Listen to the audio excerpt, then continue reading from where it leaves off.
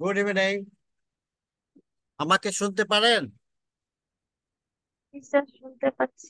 হ্যাঁ, শুনতে অসুবিধা হলে এই,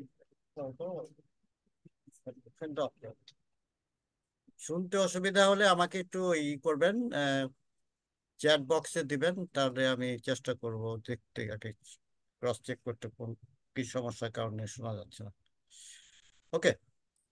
আমি বাংলায়, আহ, নাকি না ইংরেজিতে, কোনটা প্রেফার করেন আপনারা? হ্যালো। বাংলায় বলেন স্যার, বাংলায় বলেন। ওকে ওকে। আহ, আম, এখানে আসলে বিষয়বস্তু মানে অনেকগুলা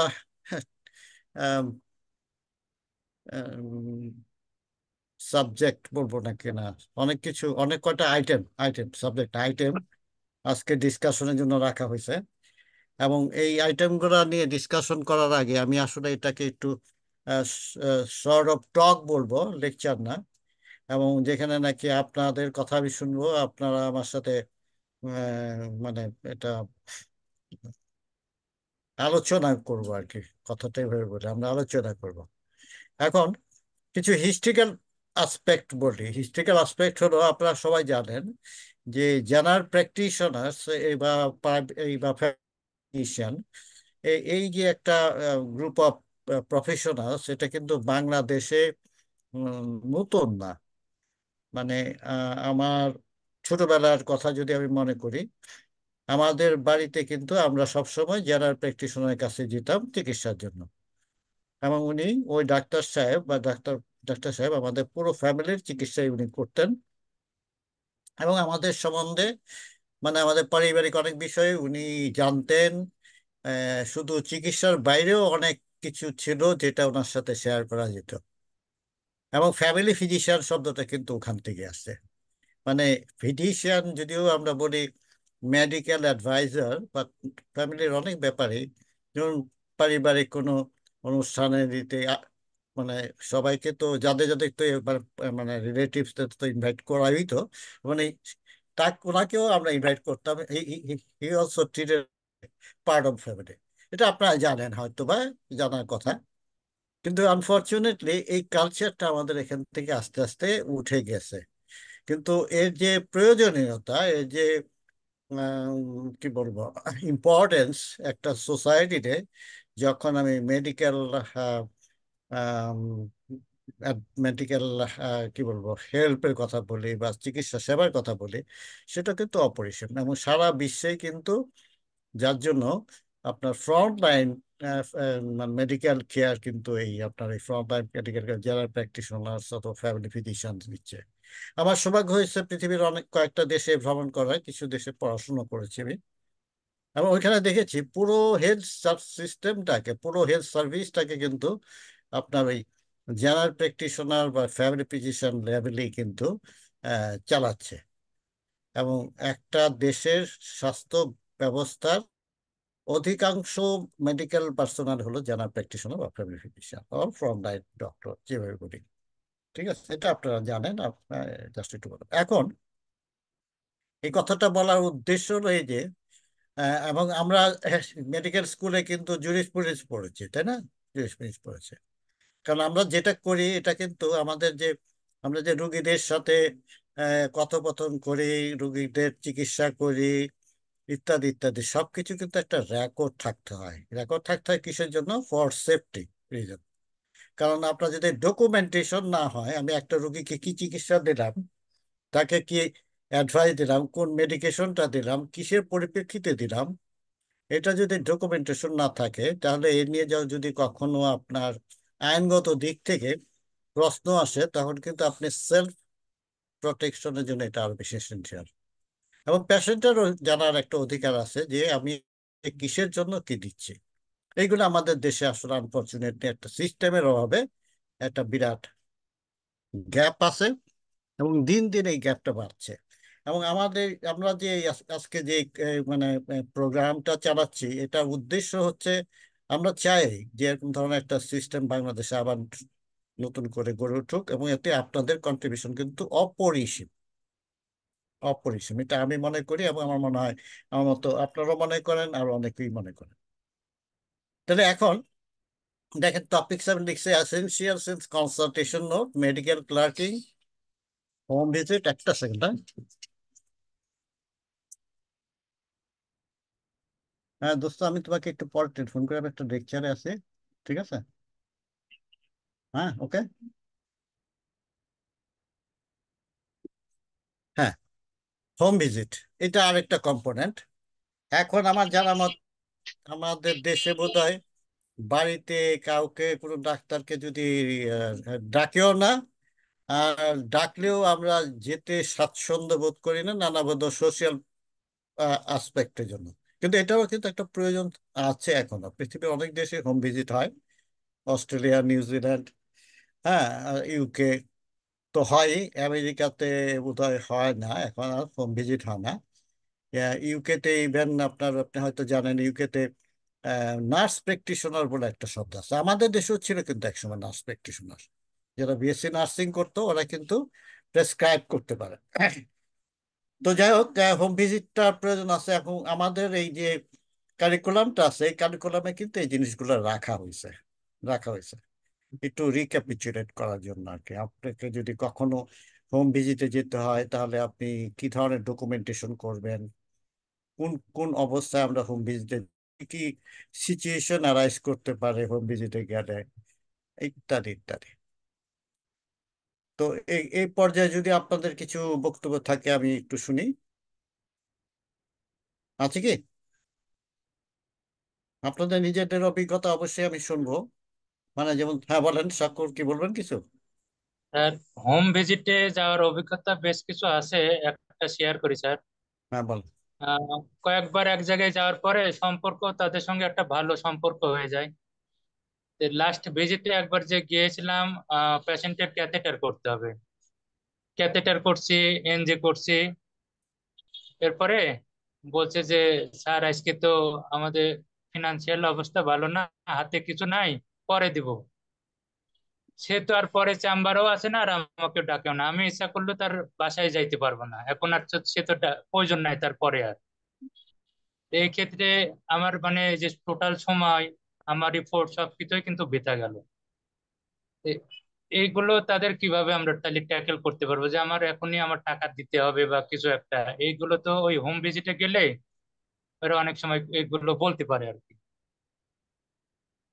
আচ্ছা, ঠিক আছে, আমরা এগুলি নিয়ে পরে আলোচনা করি। আচ্ছা, আর কার কিছু বক্তব্য?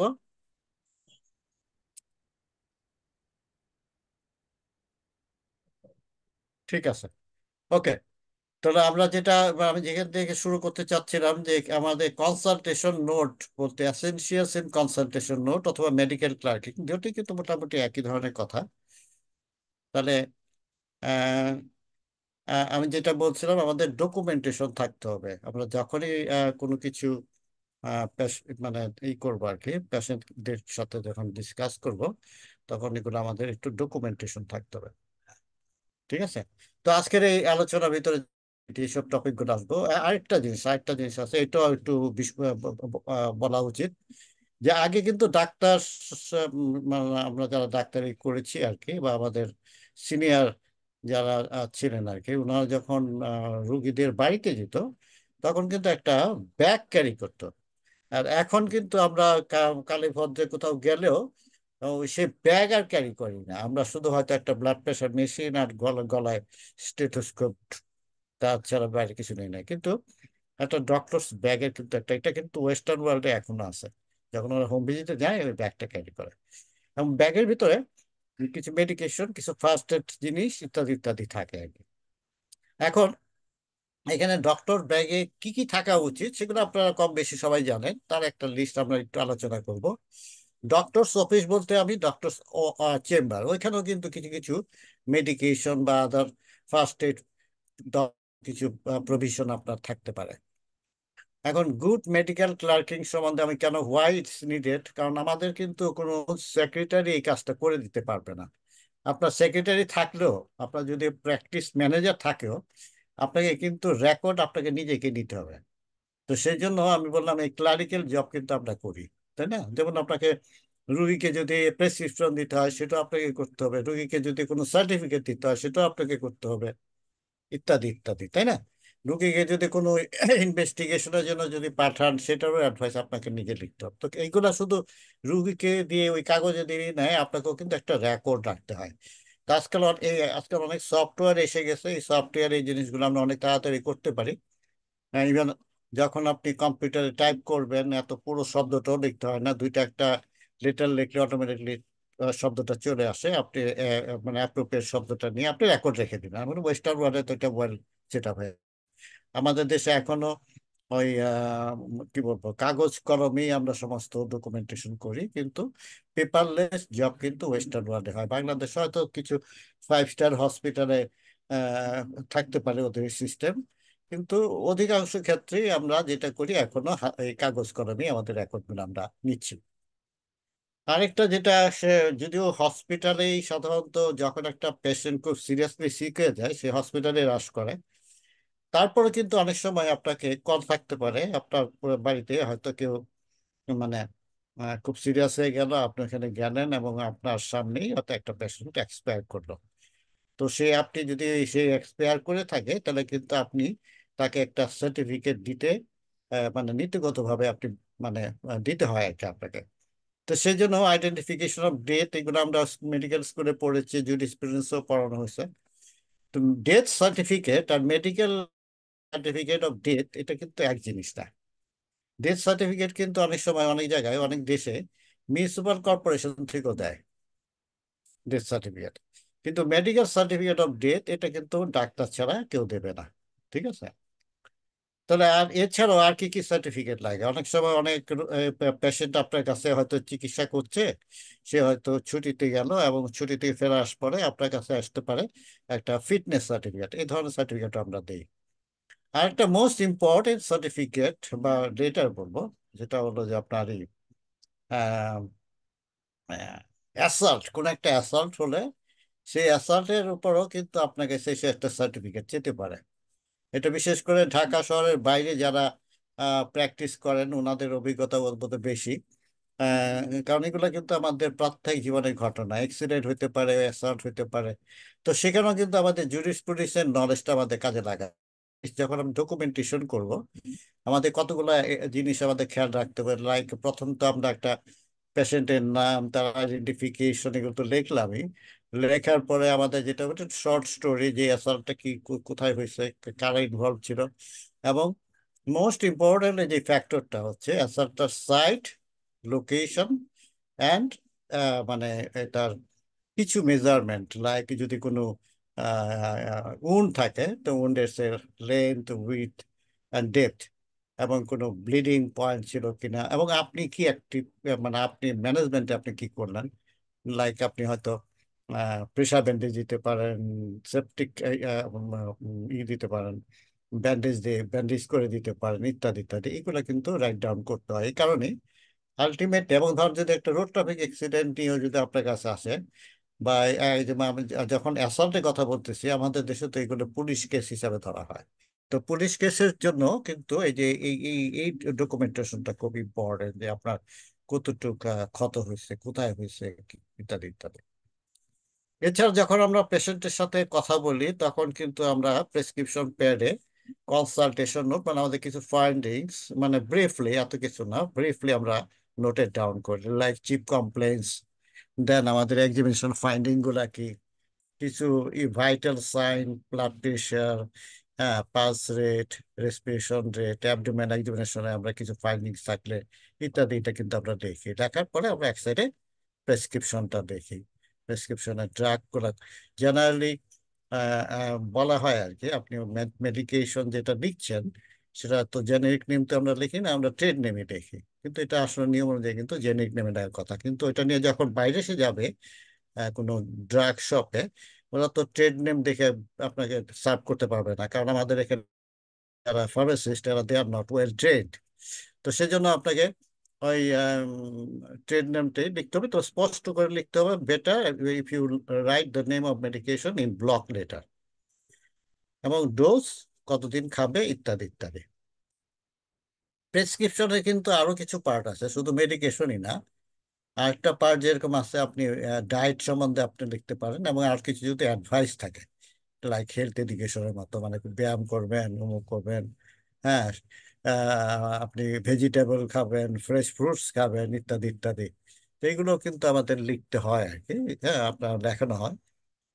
আর এরপর আসলো হলো essentials of home visit. Home ভিজিটে যে আমরা আসলে কেন যাব, কি কি ধরনের কন্ডিশনে হোম ভিজিটে যাই, এবং এর ডকুমেন্টেশনটা কি হবে।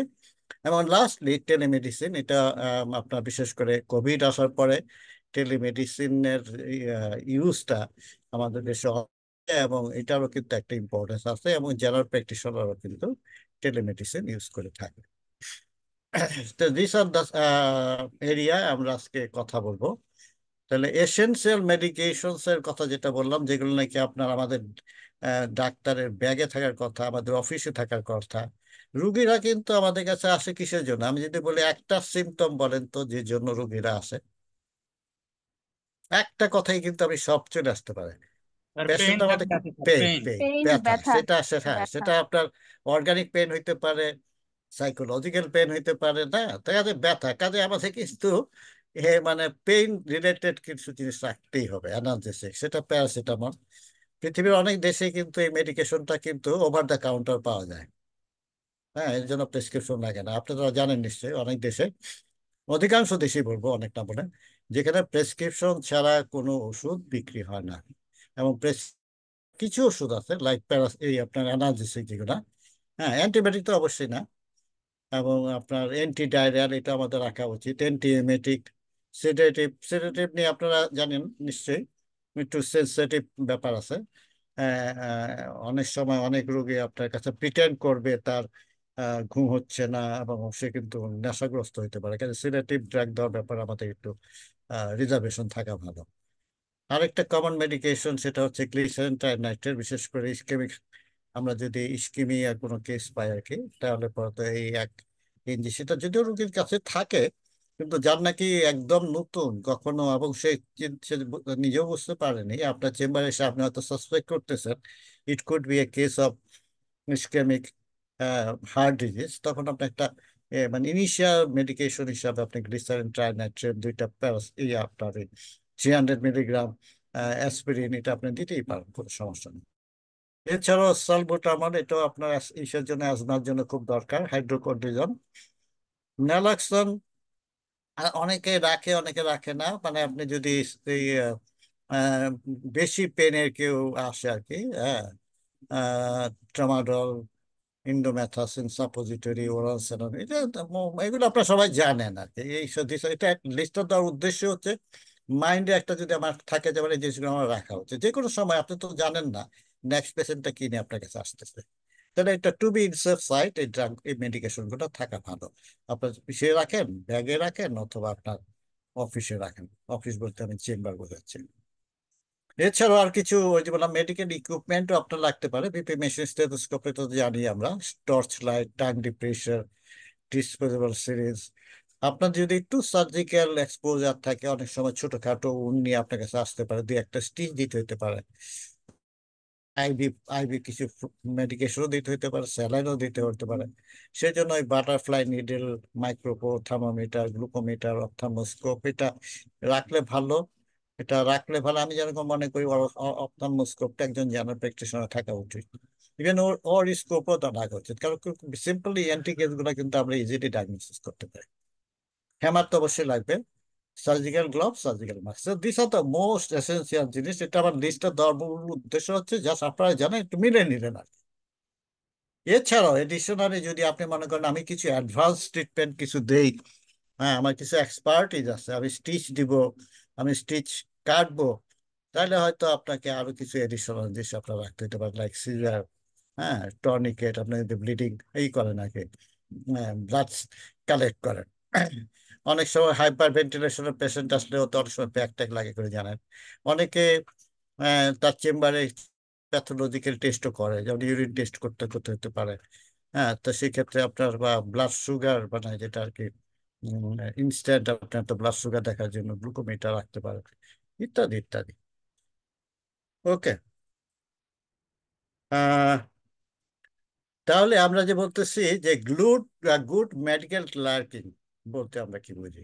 গুড মেডিকেল ক্লার্কিং, আমি আগেই বলছি যে মেডিকেল ক্লার্কিংটা আমাদের জানা দরকার, এত for for your own safety safety, for পেশেন্টেরও একটা ধরনের একটা রেকর্ড তো তো তার স্বাস্থ্যের অবস্থা, তার কি অবস্থা সেটা জানার অধিকার তার আছে। তো সেজন্য আপনার আপনি যদি ভালো রেকর্ড রাখতে পারেন তাহলে এটা আপনাকেও যেরকম আপনার প্রোটেক্ট করবে, রুগীদের জন্য দরকার।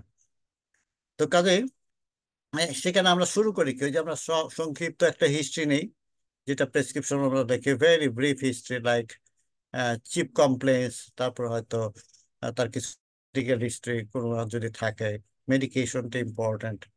তারপর আপনার কিছু আপনার ওই লাইফস্টাইল ফ্যাক্টরের মধ্যে স্মোকিং করে কিনা, হ্যাঁ, কেউ যদি অ্যালকোহল খেয়ে থাকে, ইত্যাদি ইত্যাদি। আর কিছু important sign like anaemia, oedema, হ্যাঁ, এগুলো তো আপনারা জানেন, এগুলো রেকর্ড করতে পারেন। একটু অ্যাবডোমেনও সুপারফিশিয়াল এবং ডিপার প্রসবের যদি আপনার কিছু ফাইন্ডিংস থাকে বা আলট্রাসাউন্ড আমরা দেখতে পারি। দেন আপনি একটা প্রভিশনাল ডায়াগনোসিস লিখতে পারেন আপনার ক্লিনিক্যাল ফাইন্ডিংস এর উপর। এরপরে যদি আপনি এটাকে কনফার্ম করার জন্য কোনো টেস্ট করতে চান, সেই টেস্ট করে আপনি লিখে দিবেন। So basically this are the most essential medical records যেটা নাকি আমরা রাখি।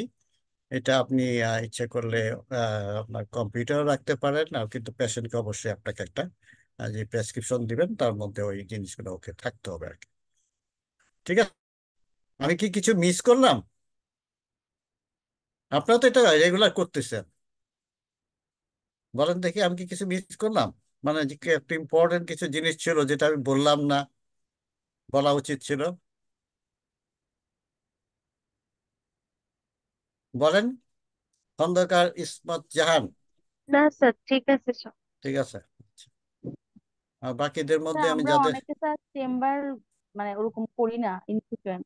ও আচ্ছা আচ্ছা আচ্ছা, তাহলে তো আপনারা যখন আলাপগুলা হচ্ছে আপনাদের জন্য আরো এটা বেশি ইম্পর্টেন্ট। মানে আপনারা একটু মিলে নিতে পারলেন আর কি, যে আসলে কি থাকা উচিত, তাই না? হুম। আর যারা স্যার করেন প্ল্যান এখানে আছে আছে। চেম্বার করার, এই জন্য স্যার এই জন্য হ্যাঁ হ্যাঁ হ্যাঁ হ্যাঁ, মানে অনেকে ম্যাক্সিমাম চেম্বার করে, মানে কেউ হ্যাঁ, হ্যাঁ, আমরা। ঠিক আছে, অসুবিধা নেই। কিন্তু আপনাদের মধ্যে অনেকে আছেন আমি দেখতেছি এই চেম্বারে বসেই বোধহয় হ্যাঁ চেম্বারে বসে। এই করতে, চেম্বারে বসে করতে, ওনারা তো শেয়ার করতে পারে কিছু, তাই না? আমি ওনাদের কথাই বলতেছি যারা একটু আছেন। কোনো কিছু মিস করলাম কি আমি? না স্যার মিস করে। আচ্ছা, সাকুল কিছু বলবেন? না কিছু স্যার, মিস ঠিক করছে? আছে। জি ওকে স্যার, ঠিক ওকে আছে স্যার। ওকে ওকে। আমি সবার নাম দেখতে পাচ্ছি না, দেখা যায় কিন্তু আর কাকে বলবো? আহ ইমতিয়াজ, আপনি কি প্র্যাকটিস করেন? জি ইমতিয়াজ, আসসালামু আলাইকুম স্যার। জি স্যার, প্র্যাকটিস করি স্যার। আমি কিছু মিস করছি? না স্যার, সবকিছু ঠিক আছে। আচ্ছা, আব্দুল কুদ্দুস, আপনি তো নিশ্চয়ই খুব ভালো প্র্যাকটিশনার যাতে বুঝতেছি। কিছু মিস করলাম কি? আমার সাথে কোনো দ্বিমত আছে আপনার? আব্দুল কুদ্দুস, শুনতে পাচ্ছেন? ডাক্তার আব্দুল কুদ্দুস, আমি কি নাম ঠিক করে বলছি? Anyway, সাইফুল ইসলাম, হ্যাঁ বলেন, বলেন কুদ্দুস, কুদ্দুস বলেন, আব্দুল কুদ্দুস, ডাক্তার আব্দুল কুদ্দুস। আচ্ছা ঠিক আছে, ওকে। সাইফুল ইসলাম, কিছু জি বলবেন? স্যার, জি স্যার, ঠিক আছে স্যার, ঠিক আছে স্যার, সবকিছু ওকে বুঝেছি। ওকে ওকে ওকে। আচ্ছা, এখন একটা জিনিস আমাদেরকে খেয়াল রাখতে হবে, যদি আমি একটা কোনো মেডিকেল রেকর্ড লিখি, দেখার পরে হয়তো যদি আমি দেখি যে একটা ভুল করে ফেলছি, লাইক একটা ডেটটা আমি ঠিক মতো লিখি নাই, এগুলো যা বলছি এগুলো সবই কিন্তু জুরিসপ্রুডেন্স আপনারা পড়ে আসছেন। জাস্ট নিজের প্রোটেকশনের জন্য এগুলো আমাদের জানা দরকার। তো সেটা যদি আপনি, এখানে বলা আছে যে ওভার রাইট না করে, মানে আমি ধরেন 17 ছিল, এটাকে আমি 27 বানাবো, ওভার রাইট না করে এটা কেটে আপনি 27 লিখবেন, বা কোনো একটা শব্দই মনে করা। এটা কিন্তু একটা ইম্পর্টেন্ট, ওভার রাইটিং কখনো করা যাবে না। চেঞ্জ যদি করতে হয় আপনি কেটে আবার নতুন করে, এবং ওখানে একটা সাইন করবেন। এই প্রসঙ্গে আমি আরেকটা কথা বলি, যখন মেডিকেল সার্টিফিকেট দিই আমরা, তখন আমার কাছে এসে তো একটা লোক এসে আমাকে বললো যে তার হয়তো সত্যিকার অর্থে সে একটা রুগী, কিন্তু সে সার্টিফিকেট দিয়ে গেল আরেকজনের নামে। ঠিক আছে?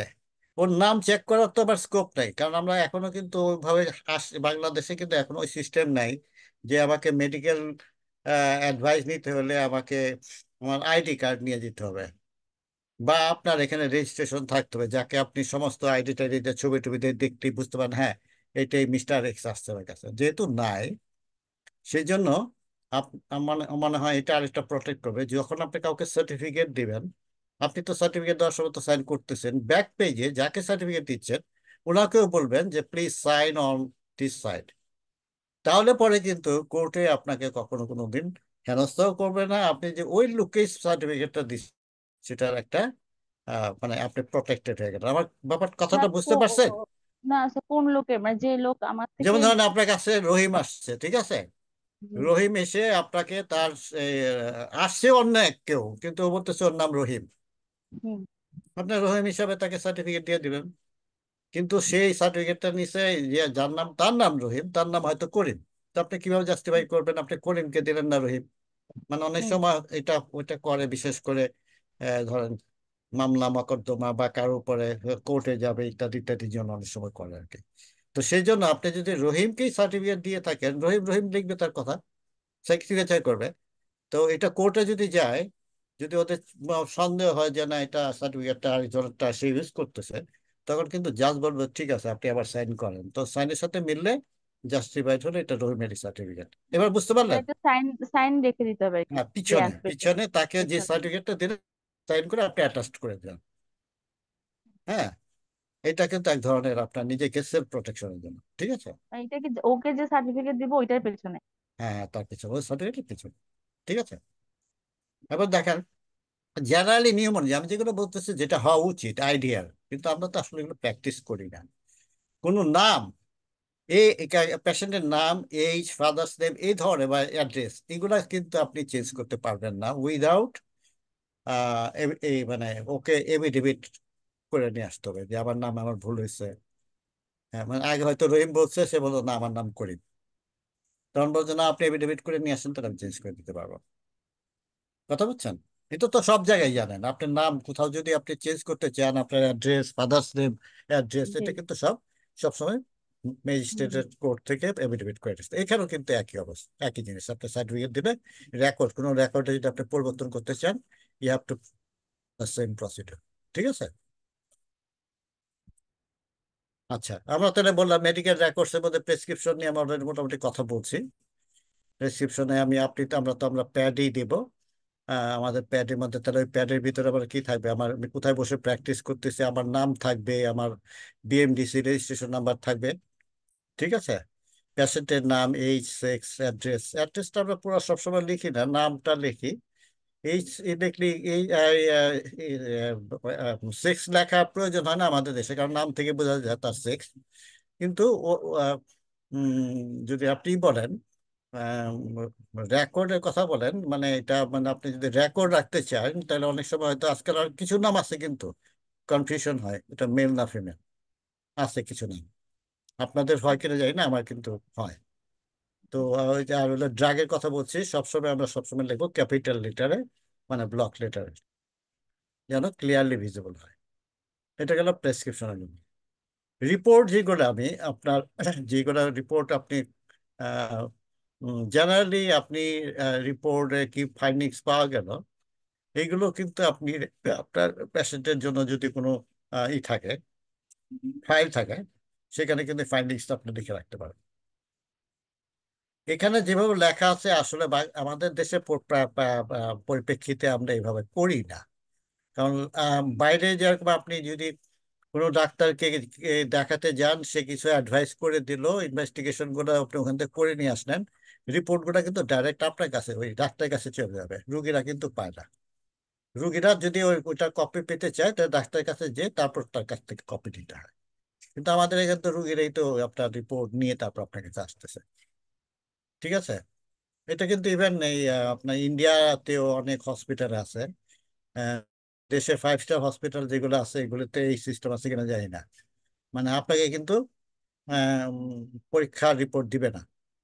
আপনি সে যে যাচ্ছেন, ল্যাবরেটরিতে যাচ্ছেন, ব্লাড দিলেন বা চেস্ট এক্স রে করলেন বা এমআরআই ইত্যাদি ইত্যাদি করলেন, বাস করে চলে আসবেন, রিপোর্ট আপনার ডাক্তারের কাছে চলে যাবে। তো সেই কপি নিতে হলে আপনাকে ডাক্তারের কাছে নিতে হবে। Same thing with the biopsy report. হ্যাঁ, বায়োপসি রিপোর্টও তাই। আর এগুলো রেকর্ড কিন্তু ডাক্তারের কাছে থাকতে হবে। মোস্ট ইম্পর্টেন্টলি যেটা নাকি আমাদের দেশে আসলে আহ, একেবারেই আমরা প্র্যাকটিস করি না। প্র্যাকটিস না করার কারণেই আমাদের এখানে কিন্তু অনেক মানে মিসআন্ডারস্ট্যান্ডিং হইতেছে। সেটা হলো যে আমাদের দেশে সত্যিকার অর্থে স্পেশালিস্ট প্র্যাকটিস বলতে যেটা বোঝায়, কোয়ালিফাইড অনেক স্পেশালিস্ট ওনারা কিন্তু আসলে আমার এটা নিয়ে একটু অনেক থাকতে পারে, ডিবেট থাকতে পারে। ওনারা কিন্তু অনেকেই সেই স্পেশালিস্ট প্র্যাকটিসটা করে জেনারেল প্র্যাকটিস টাইপ করতেছে। কারণ না হলে একজন জেনারেল প্র্যাকটিস মানে স্পেশালিস্ট তো 30টা 40টা 50টা 100টা রুগী দেখার কথা না। কিভাবে দেখায়? 100টা হয়তো আমি একটু বেশি করে ফেললাম, তো 40 50 60টা তো দেখেই। একজন স্পেশালিস্ট তো এত পেশেন্ট দেখার কোনো স্কোপ নাই। তাহলে আমাদের দেশে মানে জেনারেল প্র্যাকটিসটা না থাকার কারণে এই জিনিসগুলো হচ্ছে। তাহলে রুগীটা তো প্রথমে আপনার কাছে আসবে, আমার কাছে আসবে, ওই যে জিপি করে আমি তাকে ইনিশিয়াল চিকিৎসা দিব, দিয়ে যদি আমি কনফিউশন থাকি যে আমি ঠিক মতো ডায়াগনোসিস করতে পারি নাই বা একটা সমস্যা আছে বা অ্যাডভান্স কিছু আমার একটা অপিনিয়ন দরকার, তখন স্পেসিফিক্যালি আমি অপিনিয়নের জন্য আমি একজন স্পেশালিস্টের কাছে পাঠাবো। তাহলে আমাকে একটা রেফারেল লেটার লিখে দিতে হবে। এই রেফারেল লেটার নিয়ে কিন্তু পেশেন্টটা স্পেশালিস্টের কাছে যাবে। উইদাউট লেটার কিন্তু পেশেন্টকে দেখবে না। এটি হলো নিয়ম সারা পৃথিবীতে। কিন্তু আনফর্চুনেটলি বাংলাদেশে আমি জানি না আপনারা কেউ কখনো কোনো রেফারেল লেটার লিখছেন কোনো স্পেশালিস্টকে আপনাদের মধ্যে? জি স্যার, লেখা হয় তো প্রায়। আপনি লিখছেন? জি স্যার। আচ্ছা, রেফার নোট কি লেখা হয়, প্রেসক্রিপশনে লিখে দেওয়া হয় নাকি? না না না, রেফারেল নোট না। গ্লাসে রেফারেল গ্লাসের নোট না, নোট রেফারেল না। লেটার। নোট না, রেফারেল নোট না, রেফার নোট। নোট, নোট আমরা না, যেটা করি আমরা শুধু লেখা দিই যে আর কি রেফার টু প্রেসক্রিপশনে লিখে দেই, হ্যাঁ। প্রফেসর অমুক, বাস। এই হুম। দিস ইজ গ্লাসের নট, এটা না, এটা না, এটা রেফারেল লেটার না, এটা রেফারেল লেটার না। ইভেন হসপিটালও কিন্তু একই জিনিস করা হয়। এই ভাই কনসালটেন্ট এসে তো বললো যে এই তো সার্জারি ডাক্তারকে, সার্জারি প্রফেসরকে একটু দেখায় নিন। No, this this not the way. এখানে একটা আছে, ফরম্যাট আছে, সেই ফরম্যাট অনুযায়ী আপনাকে লিখতে হবে, কারণ it should be documented well. আপনার পেশেন্ট সম্বন্ধে একটু ব্রিফিং করতে হবে, কেন আপনি পাঠাচ্ছেন, কি ধরনের হেল্প আপনি ওনার কাছ থেকে চাচ্ছেন। এবং ওই স্পেশালিস্ট আপনার ওই রুগীটা দেখে কিন্তু ওই পেশেন্টটাকে আবার আপনার কাছে পাঠাবে আপনার ফলো আপের জন্য। হ্যাঁ, কারণ আর আমাদের দেশে ঠিক উল্টো হয়। আমি যদি কালীভদ্র একটা পেশেন্ট কোনো আহ, এই স্পেশালিস্টের কাছে পাঠাই, তাহলে ওই রুগীটার আমার কাছে ব্যাক করে না, স্পেশালিস্টের কাছে সবসময় যাওয়া শুরু করে। That should not be the practice. ঠিক আছে? তো আমি একটু তাহলে ওইটার নিয়ম মানে একটা রেফার লেটার যদি আমি লিখি, তাহলে তখন আমাকে কিভাবে লিখতে হবে, কোন কোন জিনিসগুলোর উপর আমাকে আহ দিতে হবে, নজর মানে অ্যাটেনশন দিতে হবে, সেটা নিয়ে আমরা একটু কথা বলি তাহলে। ঠিক আছে? তাহলে এই যে রেফার লেটারে দেখতেছেন তো না আমার এই স্লাইডগুলো দেখা যাচ্ছে? জি স্যার। আচ্ছা। জি স্যার, তবে স্যার স্লাইড শেয়ারে দিলে ভালো হতো। এটা তো ওই মানে একদম পুরো যে বড় স্ক্রিন যেটা, ও আচ্ছা অসুবিধা আচ্ছা। নাই, আমি দেখা যাচ্ছে না, স্যার। ওইটাতে না দিলে আবার হয় কি মানে অনেক সময় দেখা যায় এটা ই করতে পারি না, স্ক্রল ডাউন আপ ঠিক আছে। করতে পারি না। হ্যাঁ। হ্যাঁ, না ঠিক আছে, দেখা যাচ্ছে স্যার। আচ্ছা, তাহলে যে জিনিসগুলো আপনার আমাদের মনে রাখতে হবে, প্রথমে হচ্ছে hmm am I writing to, কাকে লিখতেছি, মানে কোন স্পেশালিস্টের কাছে। What is the purpose of letter and reason for writing, what information do they need to know, what information they do not need to know. সবকিছু তাদেরকে তো দেখার দরকার নাই, কারণ ওনাকে তো ওভারবার্ডেন করা যাবে না। এই যে specialist is very busy person, তাই না? আমি তাকে ওনাকে ততটুকু লিখবো যতটুকু ওনার দরকার। What is the patient's current condition, এটা important. Is the communication urgent or not, are there any significant social factor, যেটা আমরা সবসময় মিস করি।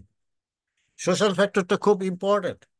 সোশ্যাল ফ্যাক্টর এই জন্য ইম্পর্টেন্ট, অনেক সময় অনেক মেডিকেশন অনেক ইনভেস্টিগেশন দেওয়ার আগে কিন্তু এটা আমাকে জাজ করে দেখতে হবে যে ও আসলে এটা অ্যাফোর্ড করতে পারবে কিনা, এটাকে আদৌ দরকার আছে কিনা। Which need to be mentioned, what information can be paraphrased, what information can be summarised. তো মোটামুটি এই পয়েন্টসগুলো আমরা খেয়াল রাখবো। আমি একটা ফরম্যাটও আপনাদেরকে দেখাবো। তাহলে এখানে কি আসলো?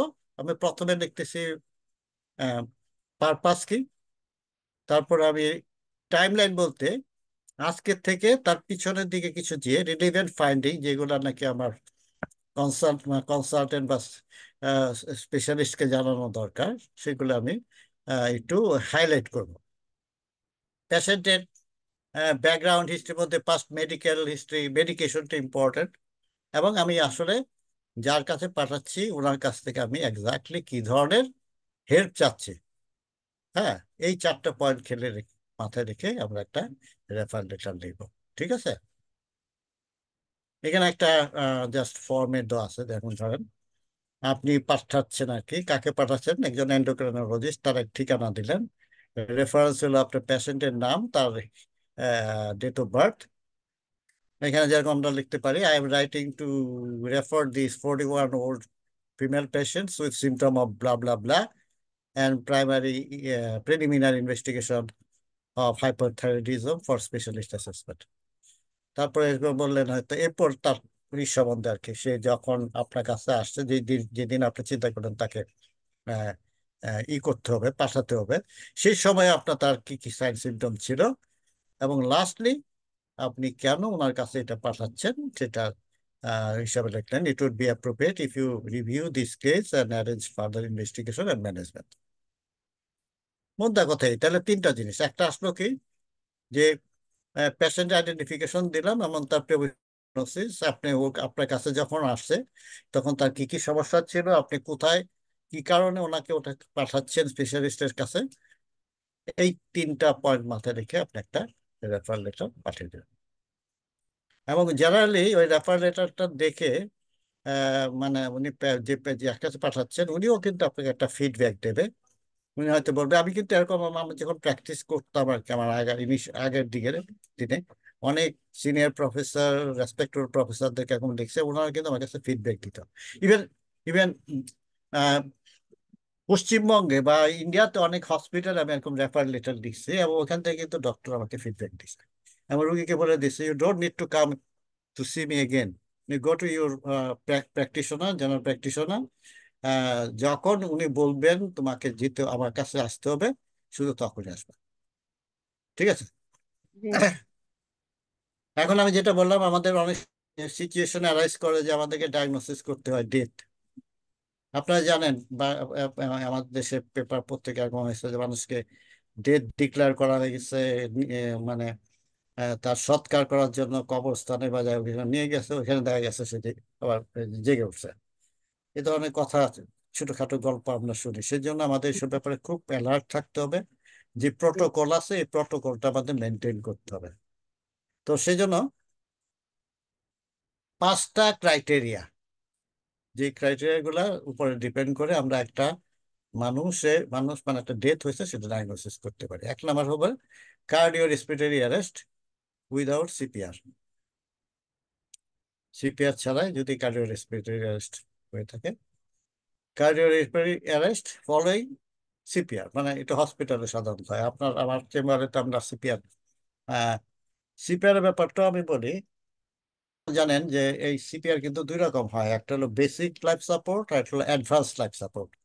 বেসিক লাইফ সাপোর্ট কিন্তু যে কোনো মানুষই দিতে পারে, তার যদি ট্রেনিং থাকে, এবং ট্রেনিংটা ভ্যালিডিটি থাকে সাধারণত 2 বছর। আমাদের যে কোনো প্র্যাকটিশনার বা মেডিকেল প্রফেশনালেরই কিন্তু এটা কম্পালসারি, পৃথিবীর অনেক দেশে কম্পালসারি। অনেক দেশে ইভেন স্কুল লিভ করার সময় কিন্তু ওদেরকে এই আপনার বেসিক লাইফ সাপোর্টের উপরে একটা ট্রেনিং দিয়ে দেওয়া হয়। কারণ রাস্তাঘাটে যে কোনো সময় আপনার যেন, কারণ এটা হলো ওই মিনিট কিন্তু কাউন্ট, সেকেন্ড কাউন্ট। আপনি যদি সাথে সাথে তার আইডেন্টিফাই করতে পারেন যে পেশেন্টটা ব্রিথ করতেছে না, তার সার্কুলেশন অ্যারেস্ট হয়ে গেছে, আপনি ওই দিয়ে একটা মানে আপনার ওই সময় আপনার ভূমিকাটাই কিন্তু ওকে বাঁচিয়ে রাখতে পারে। সেই জন্য ওইখানে কিন্তু এটা একটা ইম্পর্ট্যান্ট মানে কম্পোনেন্ট, যে স্কুল লিভ করার সাথে সাথে everybody should have a training on basic. ফার্স্টটার জন্য আপনাকে অবশ্যই হসপিটাল লাগবে এবং train personnel, well train personnel. এছাড়া আছে হলো cessation of circulation and breathing, cessation of circulation. আচ্ছা, এটা আবার তিনটা, এটা আমরা পরের স্লাইডে যাই, তাহলে বোঝা যাবে। এখানে এত পরিষ্কার বোঝা যাচ্ছে না। আচ্ছা, তাহলে how to confirm a patient's death. হসপিটালে হলে আমাদের অনেক সুবিধা আছে, কারণ আমি ইচ্ছা করলে, আমি ভুল করলে আমার কলিগকে দেখায় ও ও- ও হয়তো আমাকে হেল্প করতে পারে, আমি যদি কোনো কিছু মিস করে থাকে। জেনারেলি পেশেন্ট ডেথ কনফার্ম করার জন্য যেটা লাগে, একটা ইসিজি করতে হয়। ইসিজিতে যদি আপনি স্টেট লাইন পান, এটা হলো সবচেয়ে ভালো এভিডেন্স যে পেশেন্টটা মারা গেছে। হ্যাঁ, তো এটা তো আসলে আপনার যদি আপনার চেম্বারে যদি ইসিজি মেশিন থাকে, আপনি হয়তো ক্লিনিক্যালি ডেট পাইলেন, তারপর যদি একটা ইসিজি করে নিতে পারেন, দ্যাট উইল প্রোটেক্ট ইউ। আপনি বলতে পারেন যে দিস ইজ দ্য এভিডেন্স তাকে ডেট ডিক্লেয়ার করেছে। এছাড়াও যেটা আছে, যেটা আমরা পালস দেখি, তাই না? পালস দেখি, হার্ট সাউন্ড শুনি, তারপর আবার কি দেখি, বডি টেম্পারেচার। টেম্পারেচার তো সাথে সাথে ফল করে না। তারপর যে রিজিড হয়ে যায়, যে জয়েন্টস গুলো যে রিজিড, এগুলো তো সাথে সাথে হয় না। তারপর আমরা পিপুলারি রিফ্লেক্স দেখি। হ্যাঁ, তো এগুলো দেখে তারপরে তো আমরা ডায়াগনোসিস করি যে পেশেন্ট, মানে কনফার্ম যে পেশেন্ট মারা গেছে, তাই না? ঠিক আছে, তাহলে মেন যেটা বললাম, আপনি যদি ইসিজি মেশিন থাকে, আপনি যে এই করেন, মানে আহ, একটা বেশি ফুল স্ট্রিপ দরকারও হয় না, আপনি তো স্টেট লাইনই পাবেন। স্টেট লাইন পাইলে পেশেন্টের নাম, সময়টা লিখে এটা আপনি আপনার সার্টিফিকেটের সাথে করে দিতে পারেন, পেস্ট করে দিতে পারেন। আবার আপনি একটা কপি রেখে দেবেন যদি আপনার কাছে ইসিজি মেশিন থাকে, তাহলে আপনি এটা ইউজ করতে পারেন। তার মানে আদারওয়াইজ, তাহলে কনফার্মেশন অফ ডেট মানে কি হচ্ছে? Lack of heartbeat, lack of respiration, lack of corneal reflex, presence of rigor mortis. So this are the sign যখন আমরা বলি একটা পেশেন্ট, একটা পার্সন মারা গেছে। ঠিক আছে, আর ফাইনাল সাইন অফ ডেথ হচ্ছে no pulse, no breathing, relax muscle, fixed eye, no response. অনেক সময় কিন্তু হইতে পারে, স্পন্টেনিয়াস, মানে ইউরিনেশন অথবা ব্লাডারিজ, মানে অনেক না দেখা যায় হয়ে গেছে, কাপড় টাপড় কাপড় টাপড় নষ্ট করে ফেলছে। হ্যাঁ, পার্শিয়ালি শাট আইলিডস। এগুলো জাস্ট একটু রিক্যাপিচুলেট করা, এগুলো আমরা সবাই জানি, একটু রিক্যাপিচুলেট করা আর কিছু না। ঠিক আছে, তো আমি কিছুক্ষণ আগে যেটা বললাম যে আপনার মেডিকেল সার্টিফিকেট, ডেথ সার্টিফিকেট আপনার কিন্তু মিউনিসিপাল কর্পোরেশন থেকে, হেলথ প্রফেশনাল এরাও দিতে পারে, কিন্তু সার্টিফিকেট, ডেথ সার্টিফিকেট কি বলছি, মেডিকেল সার্টিফিকেট ডেথ কিন্তু ডাক্তার ছাড়া আর কেউ দিতে পারবে না। ঠিক আছে, তাহলে জেনারেলি যে কথাগুলো আমরা, এখানে একটা কথা আছে, আপনাদের নিশ্চয়ই কমিউনিটি মেডিসিনও পড়াইছে। তারপর অনেকদিন আগে হয়তো আপনার মেডিকেল স্কুল শেষ করে আসছেন, তো মনে করতে পারেন, বা ফরেন্সিক মেডিসিনও পড়ছেন। কিন্তু প্র্যাকটিসে দেখা যায় এখনো অনেকে ডেথ সার্টিফিকেট যখন আমরা লিখি, আমরা আসলে এটা কিন্তু আহ, সত্যিকার অর্থে ডেথ সার্টিফিকেট যেভাবে লিখতে হয় সেভাবে লেখা হয় না। এবং অধিকাংশ ক্ষেত্রেই যেখানে ভুলটা হয় সেটা হচ্ছে কজ অফ ডেথ। আমরা সবসময় লিখি কজ অফ ডেথ, লিখি কার্ডিও রেসপিরেটরি ফেলার। তো এটা তো যে কোনো কারণেই মানুষ মারা গেলে তার কার্ডিও রেসপিরেটরি ফেলার হবে, এটা হচ্ছে আলটিমেট, এটা কিন্তু কজ না। ঠিক আছে, কজ হতে হবে তার কোন কারণে, সেখানে আপনার কতগুলো জিনিস আছে, অ্যাটলিস্ট তিনটা জিনিস সেখানে মনে রাখতে হয়। একটা হলো ইমিডিয়েট কজ, ইনসিডেন্ট কজ, আর আন্ডারলাইং কজ। ঠিক আছে, এটা আপনারা নিশ্চয়ই, যদি এখন নিশ্চয়ই মনে আছে, আপনারা ফরেনসিক মেডিসিনে পড়ে আসছেন, ইমিডিয়েট কজটা কি, ইনসিডেন্ট কজ কি, আন্ডারলাইং কজ কি। আমি এখানে খুব বেশি সময় দিতে চাচ্ছি না। এবং এটা কেন ইম্পর্টেন্ট, এটা কেন জরুরি, এটা শুধু বলি। জরুরি এই কারণেই, আজকেও এখন পর্যন্ত বাংলাদেশে যদিও আমাদের ডেথ রেজিস্ট্রি আছে, কিন্তু ডেথ রেজিস্ট্রিতে শুধু পেশেন্টের পার্টিকুলার্স দিয়ে কিন্তু না, এখানে আসলে কজ অফ ডেথটাই বেশি ইম্পর্টেন্ট। কারণ কজ অফ ডেথ থাকলে আপনি অ্যাকর্ডিংলি প্ল্যান করতে পারবেন, অ্যাকর্ডিংলি আপনার কোথায় গাফিলতি আছে, কোথায় ইমপ্রুভমেন্টের স্কোপ আছে, অ্যাকর্ডিংলি আপনি কিন্তু সেটা নিয়ে ফার্দার কাজ করতে পারেন। এক নাম্বার। দুই নাম্বার, এখানে চ্যালেঞ্জিং যেটা হলো যে কজ অফ ডেথ হয়তো লিখলেন cause of death end stage renal disease, আর আরেকজন হয়তো লিখলো ডায়াবেটিস। তাই না? এবং ডায়াবেটিসের কারণে তার এন্ড স্টেজ রেনাল ডিজিজ হয়েছে, তাই তো, ডায়াবেটিসের কমপ্লিকেশন হিসেবে। তো সেই জন্য আসলে আসলে কোনটা কোথায় লিখবো এটা নিয়ে একটা কনফিউশন আছে, আমাদের প্রপার ট্রেনিং নাই। এবং বাইরে কিন্তু অনেক, যে কোনো হসপিটালে কোডার থাকে। কোডার হচ্ছে যারা এই এই কজ অফ ডেথ গুলাকে একটা কোডিং নাম্বার আছে, সেই কোডিং নাম্বার অনুযায়ী সেটা আপনার স্ট্যাটিস্টিক্যালি সে ইনপুট দেয়। এবং এইটা এই যে কোন ডিজিজ কোন কোডে যাবে সেজন্য আমরা একটা ইন্টারন্যাশনাল ক্লাসিফিকেশন অফ ডেথ, এটা আপনারা শুনছেন তো না? হ্যালো, আপনারা শুনছেন আইসিডি বলে একটা সব জিনিস? আপনারা কি আছেন আমার সাথে? জি, জি স্যার আছে sir sir. Sir, sir. ICD 10 পর্যন্ত আমরা জানি, কিন্তু এখন কিন্তু আইসিডি 11 আছে। এটা করা হয়েছে এই কারণে যে ইন্টারন্যাশনালি আমি যদি কোড নাম্বার যদি 2 দেই, এই কোডের 2-এর এগেনস্টে যদি ইসকেমিক হার্ট ডিজিজ থাকে, এটা সারা পৃথিবীতে এই ইসকেমিক হার্ট ডিজিজ হিসাবে এটাকে কনসিডার করা হবে। ঠিক আছে? কেউ কিছু বলতে চাইলেন? হ্যালো। না স্যার। ওকে, আইসিডি হলো ইন্টারন্যাশনাল ক্লাসিফিকেশন অফ ডিজিজ, যেটা সেটাই তো sir. Right right, international classification of disease. আচ্ছা, আমি মেডিকেল রিপোর্টে যে অ্যাসার্টের জন্য আসে, সেখানেও যদি যখন আপনি সার্টিফিকেট দিবেন, আপনাকে খেয়াল রাখতে হবে প্রথমে হচ্ছে আপনি কাকে এই সার্টিফিকেটটা দিচ্ছেন, কোথায় সে ইউজ করবে, এবং আপনি নিজে প্রটেক্টেড কিনা, এই সার্টিফিকেট নিয়ে আবার কোথাও ঝামেলা হতে পারে কিনা। হ্যাঁ, তো জেনারেলি কি কি কারণে আমরা সার্টিফিকেট গুলো দিই, যেটি আমরা যদি মনে করি এটাকে পুলিশকে জানানো দরকার, পুলিশ রিপোর্টের জন্য, child protection, victim of crime groups, family court, corner court, ইত্যাদি ইত্যাদি, এইসব কারণে আমরা সাধারণত এই সার্টিফিকেটটা দিতে হইতে পারে। এখানেও একটা আমি ফরম্যাট আমি আপনাদেরকে ড্রাফট হিসাবে দিচ্ছি, জাস্ট মানে বোঝার জন্য আর কি। সেখানে যে জিনিসটা হচ্ছে আপনি কাকে সার্টিফিকেটটা দিচ্ছেন। হ্যাঁ, সার্টিফিকেটটা পেশেন্টকে দিচ্ছেন, কিন্তু পেশেন্টটা কিন্তু এটা মানে যে পার্সনকে দিচ্ছেন সে কিন্তু যাবে এটাকে রেকর্ড করার জন্য পুলিশ স্টেশনে তাকে যেতে হবে। ওই যে আমরা যেটা পুলিশ কেস করি, তাই না? তো সেখানে আপনাকে আপনার নিজের পরিচয়টা দিতে হবে, আপনি কোথা কে, আপনি কোথায় প্র্যাকটিস করেন, আপনার রেজিস্ট্রেশন নাম্বার কি। দেন আপনাকে বলতে হবে যে আপনি যে সার্টিফিকেটটা কাকে দিচ্ছেন, সে আপনার কাছে কখন আসছে, আসার সময় তার কাছে আপনি কি পেয়েছেন, তার কি ফাইন্ডিং ছিল, এবং আলটিমেটলি আপনি তাকে তো কোথাও রেফার করছেন, রেফার কিন্তু ওকে পুলিশ স্টেশনে রেফার করেন ইমার্জেন্সিতে, তাই তো? তা সেখানে যে কথাটা বললাম, যদি কোনো উন্ড থাকে তাহলে সাইট, দেন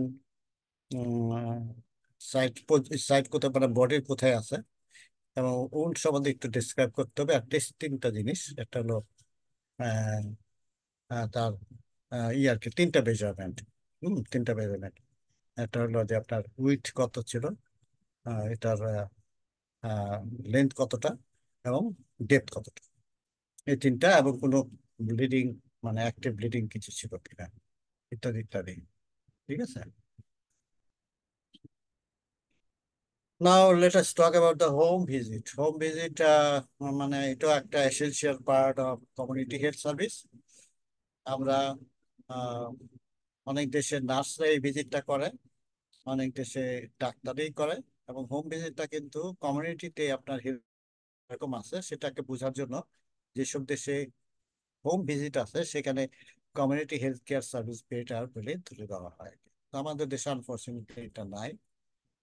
একজন ডাক্তার সাহেব যে কথাটা বললেন ওটা আমরা একটু পর আলোচনায় আসতেছি। আহ, এখন যখন একটা হোম ভিজিটে যাব তখন আমাকে কিছু পয়েন্টস খেয়াল রাখতে হবে। যেমন ধর আপনি যদি প্রথম কোন একটা পেশেন্টের বাড়িতে যান, তো ডেফিনেটলি এখানে 2টা হইতে পারে, এক আপনাকে ডেকে নিয়ে যেতে পারে, অথবা আপনাকে টেলিফোনে কল করতে পারে, বা আপনার ওই পেশেন্টের বাসার থেকে কেউ আপনার সাথে অ্যাকম্পানি করতে পারে। সেখানে হয়তো আপনাকে তার আর খুব বেশি প্রয়োজন হয় না আপনার ইন্ট্রোডাকশনের। আর যদি তা না হয়, আপনি যদি মানে এটা আসলে আমি যে ফর্মেটটা এখানে দেখাচ্ছি এটা হলো ওয়েস্টার্ন ওয়ার্ল্ডে যে প্র্যাকটিস হয় এটা। মানে আপনার আন্ডারে যে পেশেন্ট গুলো থাকে এদিকে ফলো আপ করার জন্য আপনাকে অনেক সময় বাড়িতে যেতে হয়। সেই জন্য এখানে আপনার ইন্ট্রোডাকশনটা একটা প্রয়োজন হয় আর কি। আসছেন সেটা বলবেন। দেন পেশেন্টের কি নিড আছে, হ্যাঁ, এবং বললাম যে 4টা কারণে আমরা এই ভিজিট গুলো দিয়ে থাকি। একটা হলো নিজ visit, visit dying patient, home assessment visit and follow up visit. এই 4টা কারণে হোম ভিজিট ওয়েস্টার্ন ওয়ার্ল্ড গুলোতে দেয়। আমাদের দেশে সাধারণত যখন patient are not capable to attend your chamber, সেখানে হয়তো তার ডিসেবলিং সিচুয়েশনের জন্য হয়তো সিরিয়াসলি সিক, অথবা তার পক্ষে হেঁটে আপনার এখানে আসা যাবে না, অথবা খুব সিরিয়াসলি সিক, তখন হয়তো আপনার আমাকে হোম ভিজিটে যেতে হয় জাস্ট ফলো আপ ভিজিটের জন্য। এক সময় আমি নিজে গেছি ফলো আপ ভিজিটের জন্য। আমি হ্যাঁ, এখন জানি না এটা হয় কিনা, এখন শুধু ইমার্জেন্সি কারণেই বোধহয় আপনার ভিজিটে যেতে হয়। যেমন ধরেন একটা স্ট্রোকের পেশেন্ট আছে, সে হসপিটালে ভর্তি হয়েছিল বা ভর্তি হয়ে যাবে, যে কথাটা উনি বললেন আগে, তাকে ডিসচার্জ করে দেওয়া হয়েছে। এখন তার হয়তো একটা ক্যাথেটার বা রাইস টিউব দিয়ে ফিডিং দেওয়া দরকার, বা একটা ফলিস ক্যাথেটার ঢোকানো দরকার, বা একটা উন্ড আছে সেটা ড্রেসিং করা দরকার। এটার জন্য আমরা হোম ভিজিটে যাচ্ছি। আর জেনারেলি খুব সিরিয়াস পেশেন্টের, মানে যে পেশেন্ট একটা হয়তো ডাইং পেশেন্ট, এখানে আমাদের কিছু সামাজিক সমস্যা আছে। আমরা নিজেরা অ্যাভয়েড করি আমাদের সেফটির কথার জন্য। কারণ হয়তো এরকম হইতে পারে, আপনি মানুষটা মানে একটা ভালো কাজ করতে গেলেন, ওখানে হয়তো একটা ইনজেকশন আপনি দিলেন, এরপর পেশেন্টটা এক্সপায়ার করলো, তখন হয়তো বলে দিল, পেপারও ঢালাও করে লিখে দিল, ডাক্তার সাহেব ইনজেকশন দিয়ে ঢুকে কমে রেখেছে। তাতে কিছু আমাদের ব্যাপার আছে আর কি। হুম। তো সেই জন্য কখনই যদি আপনি হোম ভিজিটে যান, never ever give any injection, never ever, কখনো দিবেন না। এটা যদিও এথিক্যালি বলাটা ঠিক না, কিন্তু আমাদের সিচুয়েশনের পরিপ্রেক্ষিতে আসলে, কারণ আপনি যদি মানে এরকম হয় যে পেশেন্টটা যদি মারা যায়, সিরিয়াস পেশেন্ট যে কোনো সময় মারা যেতেই পারে, তখন কিন্তু সবাই ওই কথাটা সাহেব ইঞ্জেকশন দিয়ে রোগ ফেলছে। তো সেই জন্য মানে না দেওয়াই বেটার আর কি, আমি যা মনে করি আর কি।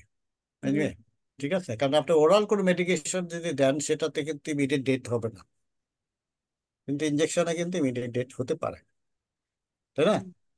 সেই জন্য সেফ সাইডের জন্য আপনি এটা না দেওয়াই ভালো। আচ্ছা, আমি ডিসকাশন করার আগে আমি আরেকটা অংশ একটু বলে নেই, সেটা হলো টেলিমেডিসিন আর টেলিহেলথ, দুইটা কিন্তু দুই শব্দ। মেডিসিন আর হেলথ কিন্তু এক না। টেলিমেডিসিন হচ্ছে যে কমিউনিকেশন গুলো আমরা প্রোভাইড করি দূরের থেকে পেশেন্টকে চিকিৎসা করা যায়। ঠিক আছে, দিস ইজ টেলিমেডিসিন। আর টেলি হেলথ বলতে বোঝায়, যেমন ধরেন আমার আমার একটা নার্স ইসে আছে, পেরিফেরিতে আছে। হ্যাঁ, সে একটা পেশেন্টকে ফিজিক্যালি দেখতেছে, দেখে সে আমার কাছ থেকে কিছুই নিতে চাচ্ছে, অপিনিয়ন দিতে চাচ্ছে। হ্যাঁ, এই ধরনের এই ব্যাপার, অথবা পেশেন্টকে সে কিছু স্বাস্থ্য বিষয়ে নলেজ দিচ্ছে, সেটা হয়ে যাবে টেলিহেলথ। ঠিক আছে, তাহলে telehealth is different from telemedicine is that it refers to a broader scope of remote healthcare services than telemedicine. Telemedicine refers specially to remote clinical services, while telehealth can refer to remote non-clinical services. Non-clinical services সাথে telehealth এর সম্পর্ক। আর যখন আপনি clinical service দিচ্ছেন, সেটা হয়ে যাচ্ছে telemedicine. আপনাদের মনে আছে কিনা জানি না, এই যে বিশেষ করে কোভিড এর সময় আমরা যখন বাড়িতে যেতে পারতাম না, রোগীরা আমাদের কাছে আসতো না, অনেক সময় কিন্তু ডিস্টেন্সলি অনেকটা পেশেন্টের ফলো আপ করা যেত সম্ভব হতো। আমরা হয়তো বলতাম যে ঠিক কোথায় সমস্যা, হ্যাঁ হাতটা একটু দেখান, হয়তো আমি আপনারই করব, আমি জয়েন্ট পরীক্ষা করব, হয়তো বললাম আচ্ছা ঠিক আছে আপনি করেন, তো আমি দেখাচ্ছি, এটা আপনি করেন, তাই না? এই করে করে কিন্তু আমরা মানে ক্লিনিক্যাল এক্সামিনেশনটা কিন্তু অনেক সময়, বা তার ওয়াইফকে বলতাম এটা করেন, আপনি বসে আছেন, সে করতো। ঠিক আছে, তাহলে এটার এই যে ইম্পর্টেন্স আমরা কিন্তু এই কোভিড এর প্যান্ডামিক সময় কিন্তু আমরা দেখলাম। এতে কিন্তু কিছু সুবিধাও আছে। সুবিধাগুলো কি? আচ্ছা, আগে বলি কয় রকমের টেলিমেডিসিন হয়। একটা হলো যে এটা বলে store and forward. Store and forward, এটা অর্থ কি? মেডিকেল, এটা হচ্ছে আপনি ডাটাগুলা সংগ্রহ করে আবার আপনি ছেড়ে দিবেন। ওই যে আমার নার্সের কথা যেটা বললাম। Interactive service, provide real-time interaction between patients and provider. হ্যাঁ, অনলাইন কমিউনিকেশন হোক, বললাম আমি হয়তো ফিজিক্যাল এক্সামিনেশন করব, রুগীর ওই স্পাউসকে বললাম আপনি এটা করেন, এটা করেন। Remote monitoring. আজকাল তো অনেক আপনারই আছে, ডিভাইস আছে, সেই ডিভাইস আপনার বাড়িতে পাশায় পেশেন্টের কাছে দিয়ে দিলেন, আপনি আপনার মনিটর দিয়ে দেখতেছেন। হ্যাঁ, ইভেন আপনার রোবোটিক সার্জারি। আমি সার্জারি করতেছি ঢাকা থেকে, আমার ইয়াকে মেন্টর হয়তো ইউকেতে আছে। হ্যাঁ, আমি সরাসরি কিন্তু অপারেশন থিয়েটার থেকে তার সার্ভিস, তার হেল্প দিতে পারি। ঠিক আছে, এটা হলো রিমোট মনিটরিং। ঠিক আছে। টেলি কনসালটেশন, ওই যে কনসালটেশন মানে ওই যে আপনি আপনার বাবা মার চেম্বারে না এসে আপনাকে ও বাসায় থেকে আপনার কাছ থেকে কনসালটেশন দিচ্ছে, যেটা ভিডিও কনসালটেশন বলে। রোবোটিক সার্জারি তো বললাম। So this are the different categories of telemedicine.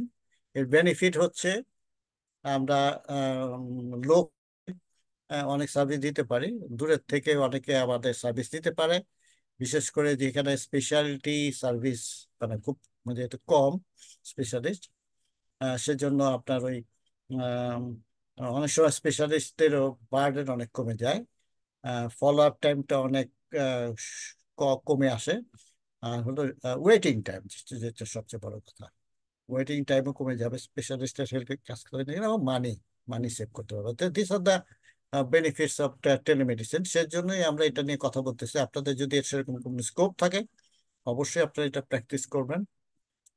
মোটামুটি এই বিষয়বস্তুগুলো নিয়ে আমার কথা বলার আজকে ছিল, আমি যা কভার করলাম। এর বাইরেও হয়তো অনেক কিছু আলোচনায় আসতে পারে। এখন আমি এটাকে ওপেন করে দিলাম।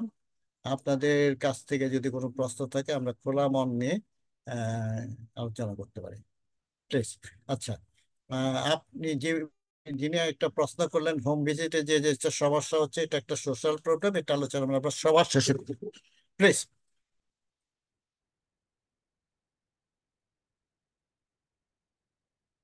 কেউ কিছু বলতে চাইলে আপনি করেন, আনমিউট করে বলেন।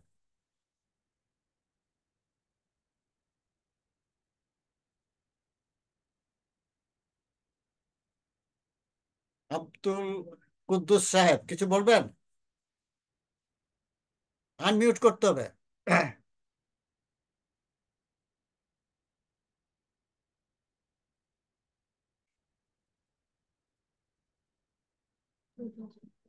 হ্যাঁ, স্যার, হ্যাঁ বলেন। স্যার ওই হোম ভিজিটে অনেক সময় আপনি যেটা বললেন, ইনজেকশন কোনো ভাবেই দেওয়া যাবে না।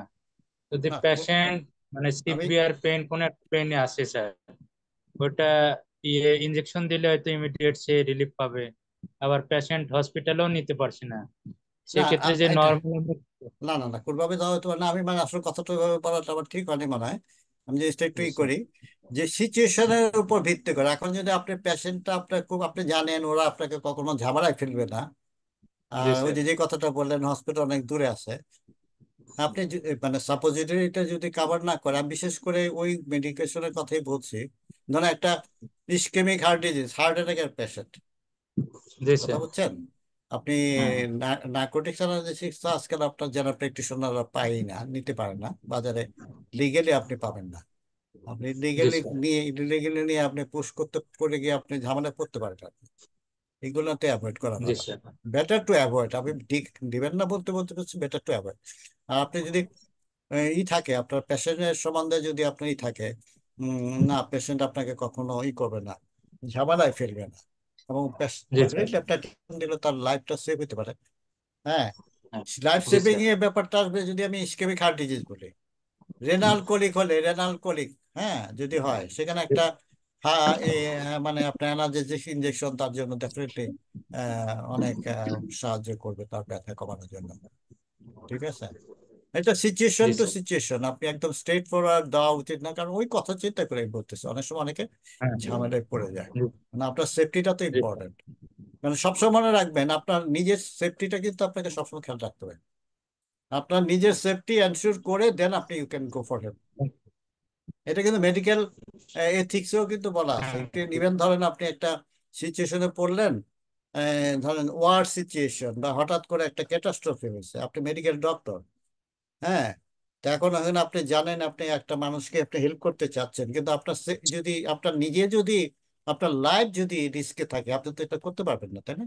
তো think about your safety at first and then you go for help. এটা মেডিকেল এথিক্সও তাই বলে কিন্তু।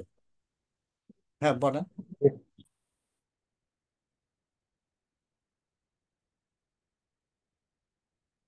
আর কেউ কিছু বলবেন?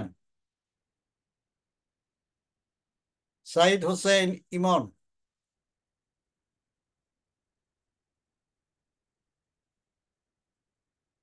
আসসালামু আলাইকুম স্যার। ওয়ালাইকুম আসসালাম। বলেন।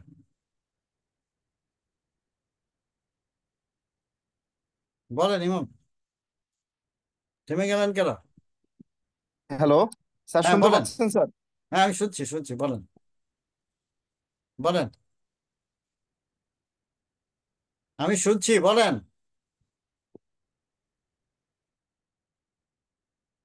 বোধহয় কানেকশনে গন্ডগোল হচ্ছে। ওকে, দেবযানী বড়ুয়া। জি স্যার, স্যার আমার ওরকম কোনো জানা নেই স্যার। না না, আপনি প্র্যাকটিস করেন না না? না আমি স্যার প্র্যাকটিস করি না, করবো ভাবছি তো এই জন্য স্যার। ঠিক আছে, স্যার তাহলে আপনি এসেন্সিয়ালি কনসালটেশন নোট এটা তো মানে আমি বুঝতে পারেন নাই না? প্রেসক্রিপশনে, হ্যাঁ এটা একটু স্যার আচ্ছা ঠিক মানে আছে। প্রেসক্রিপশনে। আচ্ছা আমি আপনাদেরকে এটা দেখাচ্ছি, এক মিনিট এক মিনিট। স্যার হ্যাঁ বলেন। শুনতে পাচ্ছেন? হ্যাঁ হ্যাঁ স্যার আমি বলেন। সাইদ হোসেন ইমন বলছিলাম। হ্যাঁ বলেন। স্যার গতকাল একটা পেশেন্টের হোম ভিজিটে গিয়েছিলাম। হ্যাঁ তো কিছুদিন নেওয়া উচিত, আর হচ্ছে যে পেশেন্টটা দেখতে গিয়েছিলাম তার আগের তার ডায়াবেটিসের সমস্যা, হাইপারটেনসিভ পেশেন্ট। তার হচ্ছে মানে কোনো আগের মেডিকেলের কাগজপত্র কিছু, আহ, সে সম্ভবত সৌদি আরব থেকে কিছু ওষুধ খেয়েছিল স্যার। হুম হুম।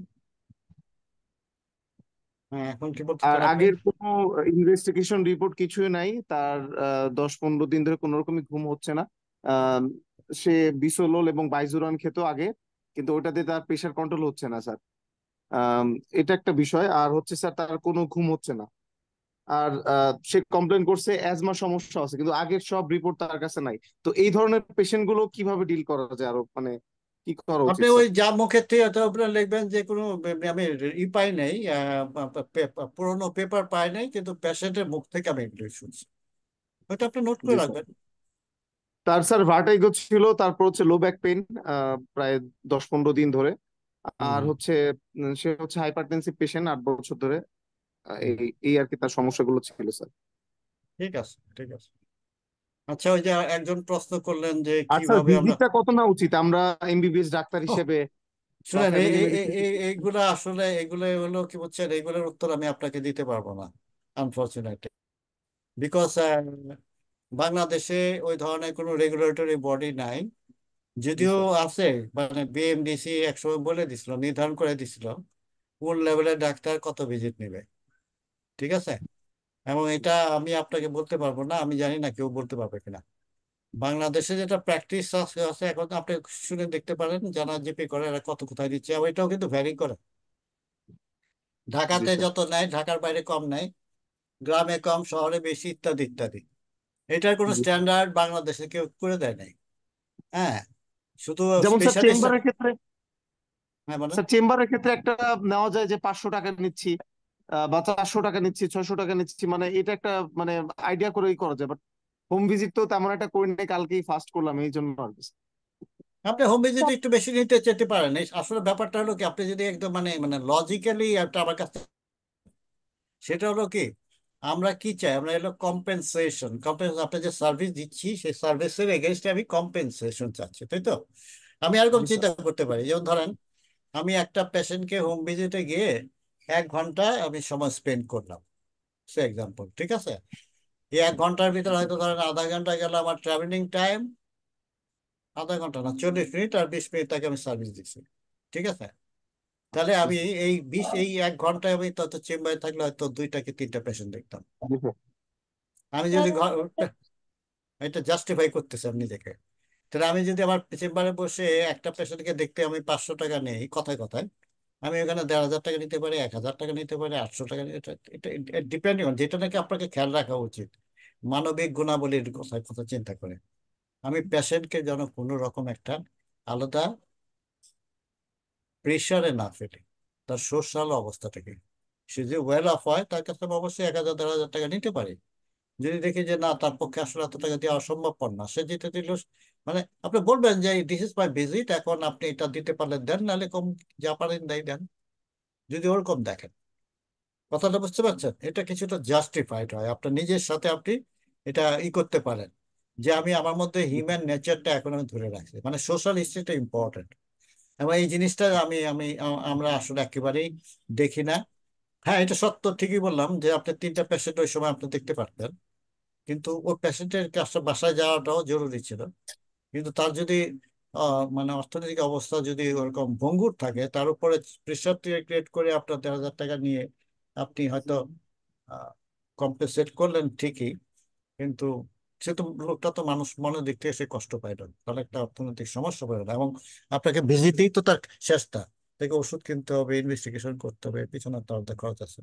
এবং আমাদের দেশে আনফর্চুনেটলি আমাদের কারোই কিন্তু বাজেটের যে আমরা যেটা বাজেটে খাত আছে, কিন্তু মেডিকেল ইসের জন্য আর কি, সার্ভিসের জন্য কারো কিন্তু কোনো বাজেট নেই।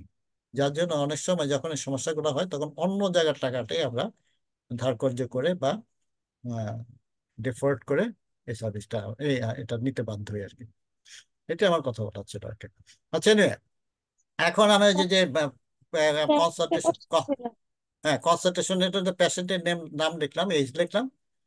এরপর আপনি এক সাইডে আপনি হয়তো দেখতে পারেন chief complaints, chief complaints CC. হ্যাঁ, এখন চিফ কমপ্লেন্স এখানে সাথে আপনি হয়তো কি বলবো, অ্যাবডোমিনাল পেইন মনে করেন, অ্যাবডোমিনাল, সরি, অ্যাবডোমিনাল পেইন। এখন অ্যাবডোমিনাল পেইন এক্স্যাক্টলি কোথায়, একটা যখন আমি পেইন দেখি তখন তো আমরা বলি অ্যাবডোমিনাল পেইন কোথায়, তাই না? হুম, সেখানে হুম। হয়তো সাইটটা লিখতাম, এবং একটা যেটা লিখবো সিভিয়ারিটিটা লিখবো, আর হলো ডিউরেশন।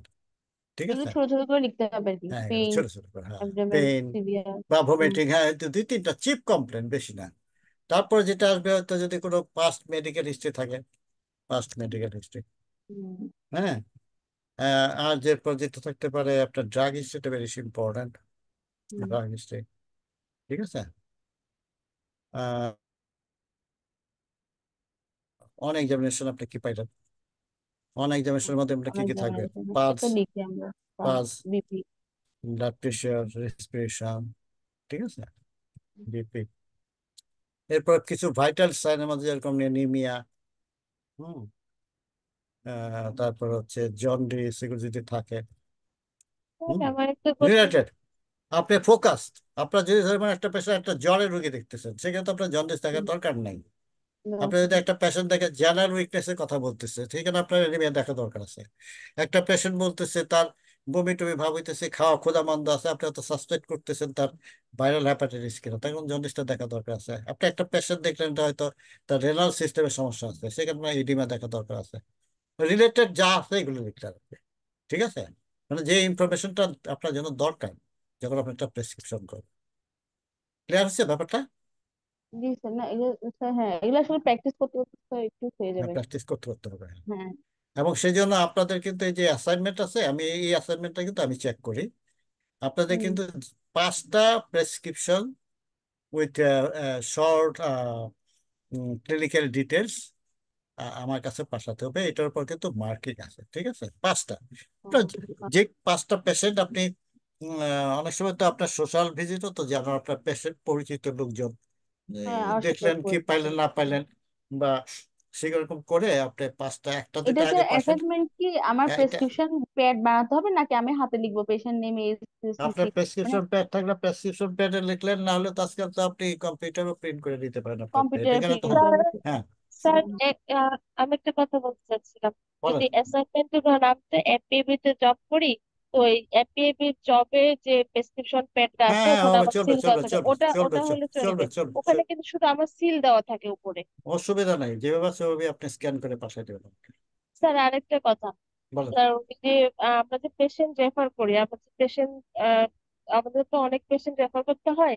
তো হুম। ওখানে কি আপনি যেভাবে বললেন সেইভাবে রেফার করব, নাকি যে অনেক সময় বলে আমরা টারশিয়ারি লেভেল হসপিটাল গুলোতে রেফার করে দিই, না, সেভাবে আপনি করতে হবে? না, আসলে জেনারেলি এটা না নিয়ম অনুযায়ী আপনি যেহেতু এটা শিখতেছেন, এটা একটা তো জি স্যার। লার্নিং এক্সারসাইজ, তো আপনি ওইভাবেই করেন যেভাবে করা উচিত। কারণ আপনি যখন আসলে যাকে রেফার করবেন তাকে আপনাকে তো জানতে হবে কার কাছে আপনি পাঠাচ্ছেন। Yes, আপনি sir. নামটা যদি না জানেন অন্তত পক্ষে তো এটা তো লিখতে পারেন, কনসালটেন্ট এন্ডোক্রিনোলজিস্ট, কনসালটেন্ট কার্ডিওলজিস্ট, অমুক হসপিটাল, স্যার কোনো সমস্যা এই নেই। হ্যাঁ লিখতে পারেন স্যার না, অনেকে আবার কনসালটেন্ট। বেশ হ্যাঁ, স্যার অনেকে বলে কি যে কোন ডাক্তারকে দেখাবো, এরকম বললে যে ডাক্তারের নাম বললে অনেকে কি বেটার মনে করে বেটার সেটা। আসলে আসলে নিয়ম অনুযায়ী তাই, আপনি একজন ডাক্তারের নাম লিখবেন, কারণ ওই কনসালটেন্ট কার্ডিওলজিস্ট স্যার কার কাছে এখানে একটা প্রবলেম হয়ে যায় কি যে ডাক্তারের নাম বললে যে অনেকেই মনে করে কি যে ডাক্তার মনে হয় এটা মনে হয় দালাল, এরকম কিছু না একটা না না মনে করে স্যার। না না, শুধু তা নাই, আপনাকে যখন যখন পেশেন্টের সাথে কথা বলবেন তখন আপনি তো স্যার জেনারেলি কার কাছে পাঠাবেন, আপনার মেন্টরের কাছেই তো পাঠাবেন, জি স্যার আপনার টিচারের কাছে পাঠাবেন না, যার কাছ থেকে আপনি জি ট্রেনিং স্যার করছেন, যাকে জি আপনি স্যার জানেন, সিনিয়র যার কাছে আপনার ডক্টর যারা ফ্যামিলি আছে। মেম্বাররা যায়, তাই না? জি স্যার আপনি তো একটা অপরিচিত মানুষের কাছে রেফার করছেন না, না না যার নাকি ওখানে রেপুটেশন আছে। কথা বুঝছেন না? আপনার কাছে রুগী আসবে তো আপনার কাছে সব রকম সাহায্যের জন্য, কাজে আপনি আপনার বুদ্ধিতে যদি মনে করেন এই ব্যাপারটা উনি ভালো বুঝবেন বলে আপনার ধারণা, তার কাছেই আপনি পাঠাবেন। ঠিক আছে? এবং ওইটা তো পেশেন্টের কাছে আপনি ডিসকাস করবেন, পেশেন্টকে বলবেন আমি যতটুকু হ্যাঁ, পারছি, আমি তো এইটা ব্যাপারে মানে স্পেশালিস্ট। পেশেন্টকে কাউন্সিলিং করতে হবে আর কি হ্যাঁ, স্যার। পেশেন্টকে কাউন্সিলিং করতে হবে। Thank you. পেশেন্টকে বলতে হবে যে দেখুন আমি তার স্পেশালিস্ট, আমি এতটুকু পর্যন্ত চিকিৎসা করলাম, এখন এই জায়গায় আমি মনে করতেছি আপনার একটা এক্সপার্ট ওপিনিয়ন দরকার আছে।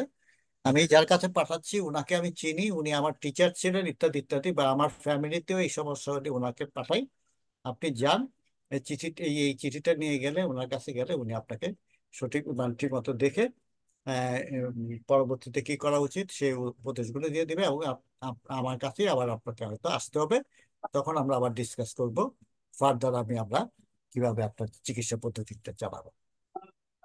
ঠিক আছে স্যার, thank ঠিক আছে? এবং you. ইনফ্যাক্ট আপনাদের যে পরীক্ষা হবে, পরীক্ষাতে কিন্তু এরকম ধরনের একটা সিনারি আমরা আমরা এই যখন আপনাদের ফিজিক্যালি দেখা হবে তখন আমরা এরকম ধরনের কিছু এক্সারসাইজ আছে আমরা করবো। অ্যাসাইনমেন্টে স্যার আমরা প্রিন্টও করতে পারি তো না, প্রেসক্রিপশনটা প্রিন্ট করে দিতে হ্যাঁ পারবো। হ্যাঁ, দিতে পারেন দিতে পারেন। আচ্ছা, কেউ যেন কিছু বলার চেষ্টা করতেছে কিন্তু শুনতে পাচ্ছি। স্যার হাতে লিখে দিলে হুম কি প্রবলেম হচ্ছে?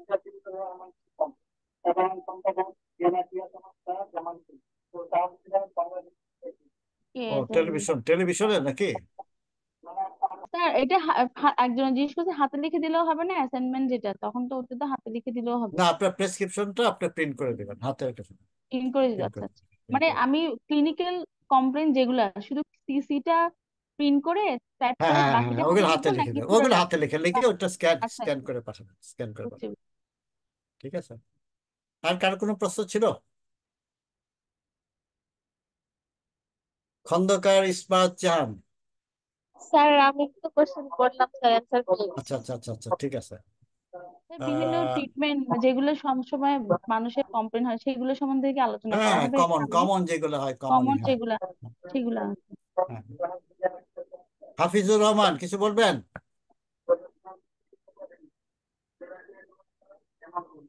হাফিজুর রহমান,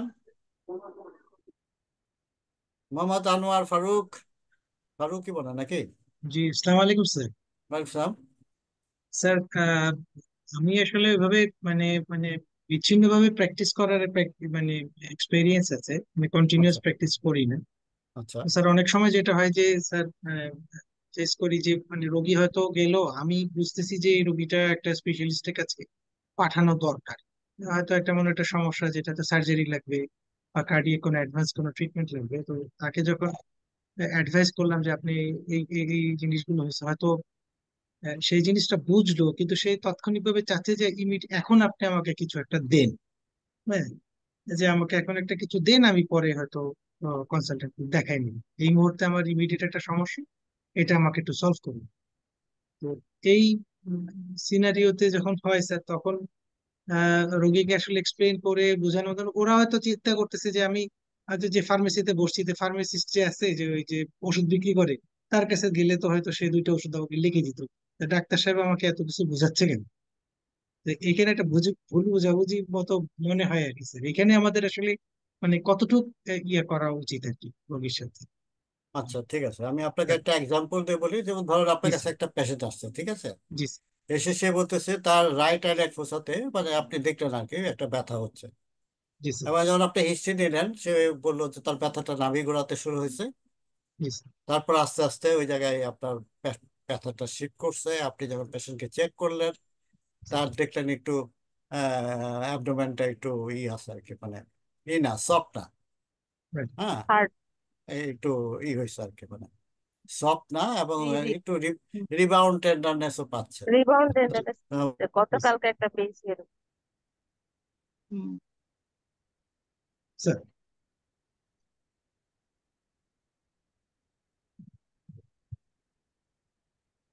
আপনাকে যদি ব্যথার ওষুধ একটা দিতেই পারি, দিলে হয়তো ব্যথাটা কমেও যেতে পারে, কিন্তু কথাটা হচ্ছে যে যে সমস্যাটা হতে পারে সেটা হলো কি আপনি কিন্তু একটা রিস্কের থেকে গেলেন।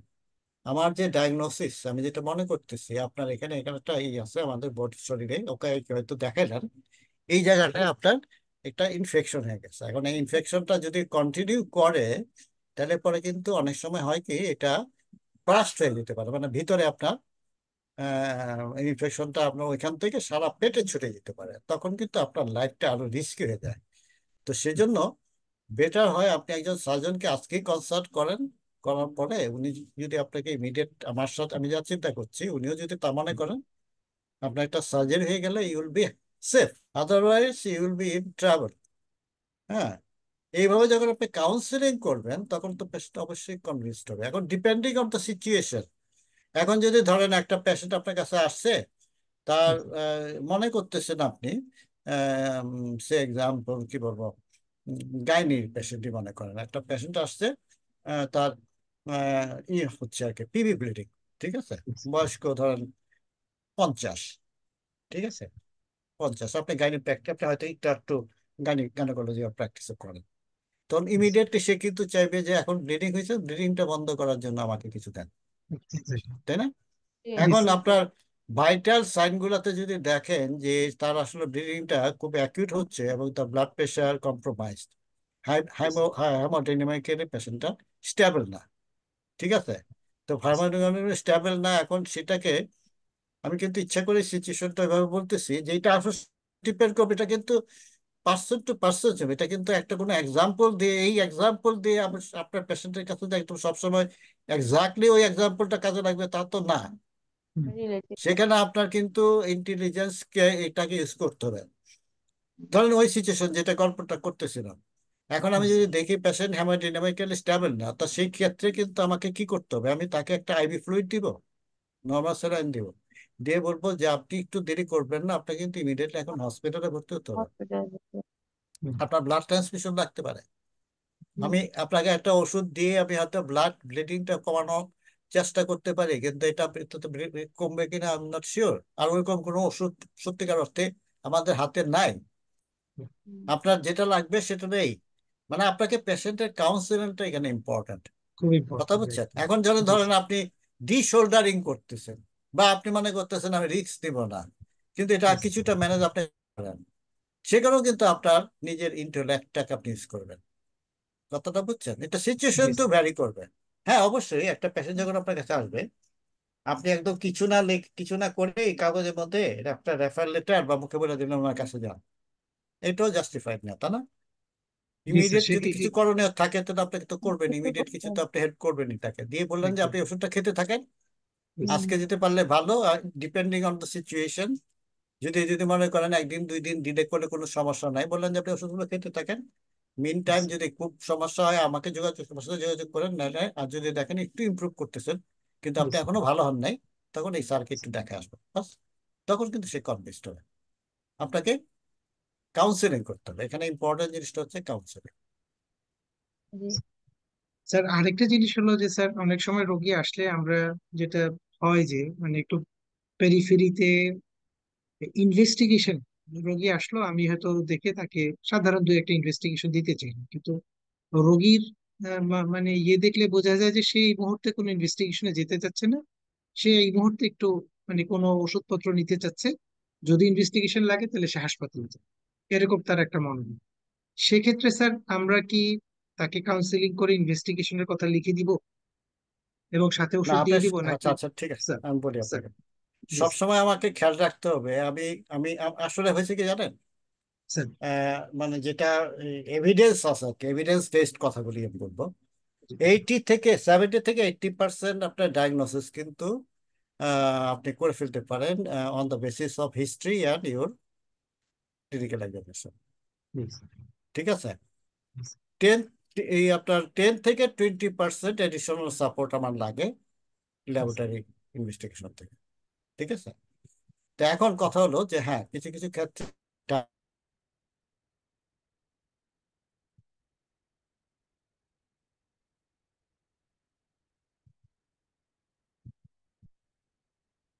ইনভেস্টিগেশন দেখলাম, সে এক্সাম্পল আমি দেখলাম হচ্ছে আপনি কমপ্লিট ব্লাড টেস্টটা, হ্যাঁ, সিবিসিটা করে নিয়ে আসেন।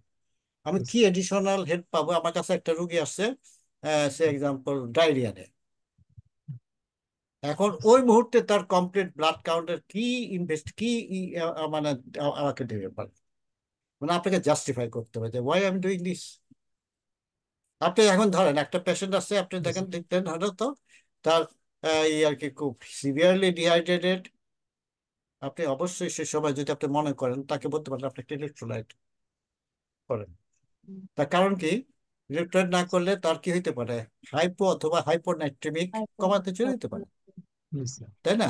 তো পটাশিয়াম লেভেল অনেক কমে যেতে পারে। সেই ক্ষেত্রে কিন্তু আপনার এটা আসছে, তাই না? এবার একটা জেনারেল পেশেন্ট আপনার কাছে আসছে, তাকে কোলেস্টেরল, হ্যাঁ, লিপিড প্রোফাইলও দিয়ে দিলেন, ইউরিয়াও দিলেন, ক্রিয়াটিনিনও দিলেন, যদি ধরেন ইউরিয়াও দিলেন আবার ক্রিয়াটিনিন দিলেন। যদি আর কম করি, আমি যদি মনে করি এটা একটা রেনাল একটা কেস আমি ডিল করতেছি, বেটা আমি কি করবো? প্রথমে আমি ক্রিয়েটিনিন করবো, আমার ইউরিয়া করার তো দরকার নাই। বুঝতে পারছি ব্যাপারটা? জি মানে স্যার, জি এখানে স্যার, আপনাকে মানে মোস্ট যথেষ্ট আপনাকে নিজেকে জাস্টিফাই আপনি, করতে হবে। হ্যাঁ মোস্ট রিজনেবল হ্যাঁ, জিনিসটা খুঁজে আপনাকে বের রিজন, করতে আপনাকে যাতে হোয়াই এম ডুইং দ্যাট, হবে। What additional benefit I will get. এবং অ্যাট দ্য সেম টাইম ওই যে কথাটা আমি বারবার বলছি যে পেশেন্টের সোশ্যাল আসপেক্টটা কিন্তু দেখা উচিত। কারণ আমরা হয়েছে কি বুঝছেন, জি স্যার, অনেক সময় আমরা ইনহিউম্যান হয়ে যাই। আপনি চিন্তা করেন, আপনি চিন্তা করেন ওই সাইডে যদি আপনি থাকতেন আর এই সাইডে যদি ওই লোকটা থাকতো, এবং ও যদি কথায় কথায় পরিষেবা করতেছে, ও যদি একটা মানে ভেরি নিডি পার্সন হইতো, আর আপনিও তখন নিডি পার্সন হয়ে গেলেন, তা আপনার কাছে জিনিসটা কিরকম লাগতো? সবসময় ওইভাবে যদি চিন্তা করেন তাহলে আপনি কিন্তু বেটার অপশনে যেতে পারবেন। সবসময় চিন্তা করবো আমি রুগী আর রুগীটা আমার ডাক্তার। সেক্ষেত্রে আমি কি এক্সপেক্ট করতাম ওনার কাছ থেকে? আমি সাধারণত এই ধরনের মানে সিচুয়েশনে Yes, ওইভাবে যাই, এটা তাহলে বেটার জাজমেন্ট। স্যার এটা খুব ভালো একটা কথা বলছেন? যখন পয়েন্ট আপনি স্যার। ওইভাবে চিন্তা করবেন যে আমি রুগী, উনি আমার ডাক্তার, জি স্যার, তাহলে আমি ওনার কাছ থেকে কি এক্সপেক্ট করতাম? তাহলে কিন্তু আপনার প্রপার জাজমেন্টে যাবেন। অবশ্যই আপনি যদি মনে করেন তার ইনভেস্টিগেশন দরকার আছে দেখবেন, but before that you have to ask yourself what additional কোনটা benefit কোনটা or information I will get to treat or to manage this case. ঠিক আছে? তখন জি আপনি হয়তো স্যার, বলতে পারেন যে আমি এমন একটা ইনভেস্টিগেশন কথা বলছি, এইটার উপর ডিপেন্ড করে কিন্তু আপনার চিকিৎসা পদ্ধতি চেঞ্জ হইতে পারে, কাজে এটা আপনার করা দরকার। আপনার কষ্ট হলে একটু করেন, আমি আপনাকে কিন্তু যেটা দরকার সেটাই লিখেছি,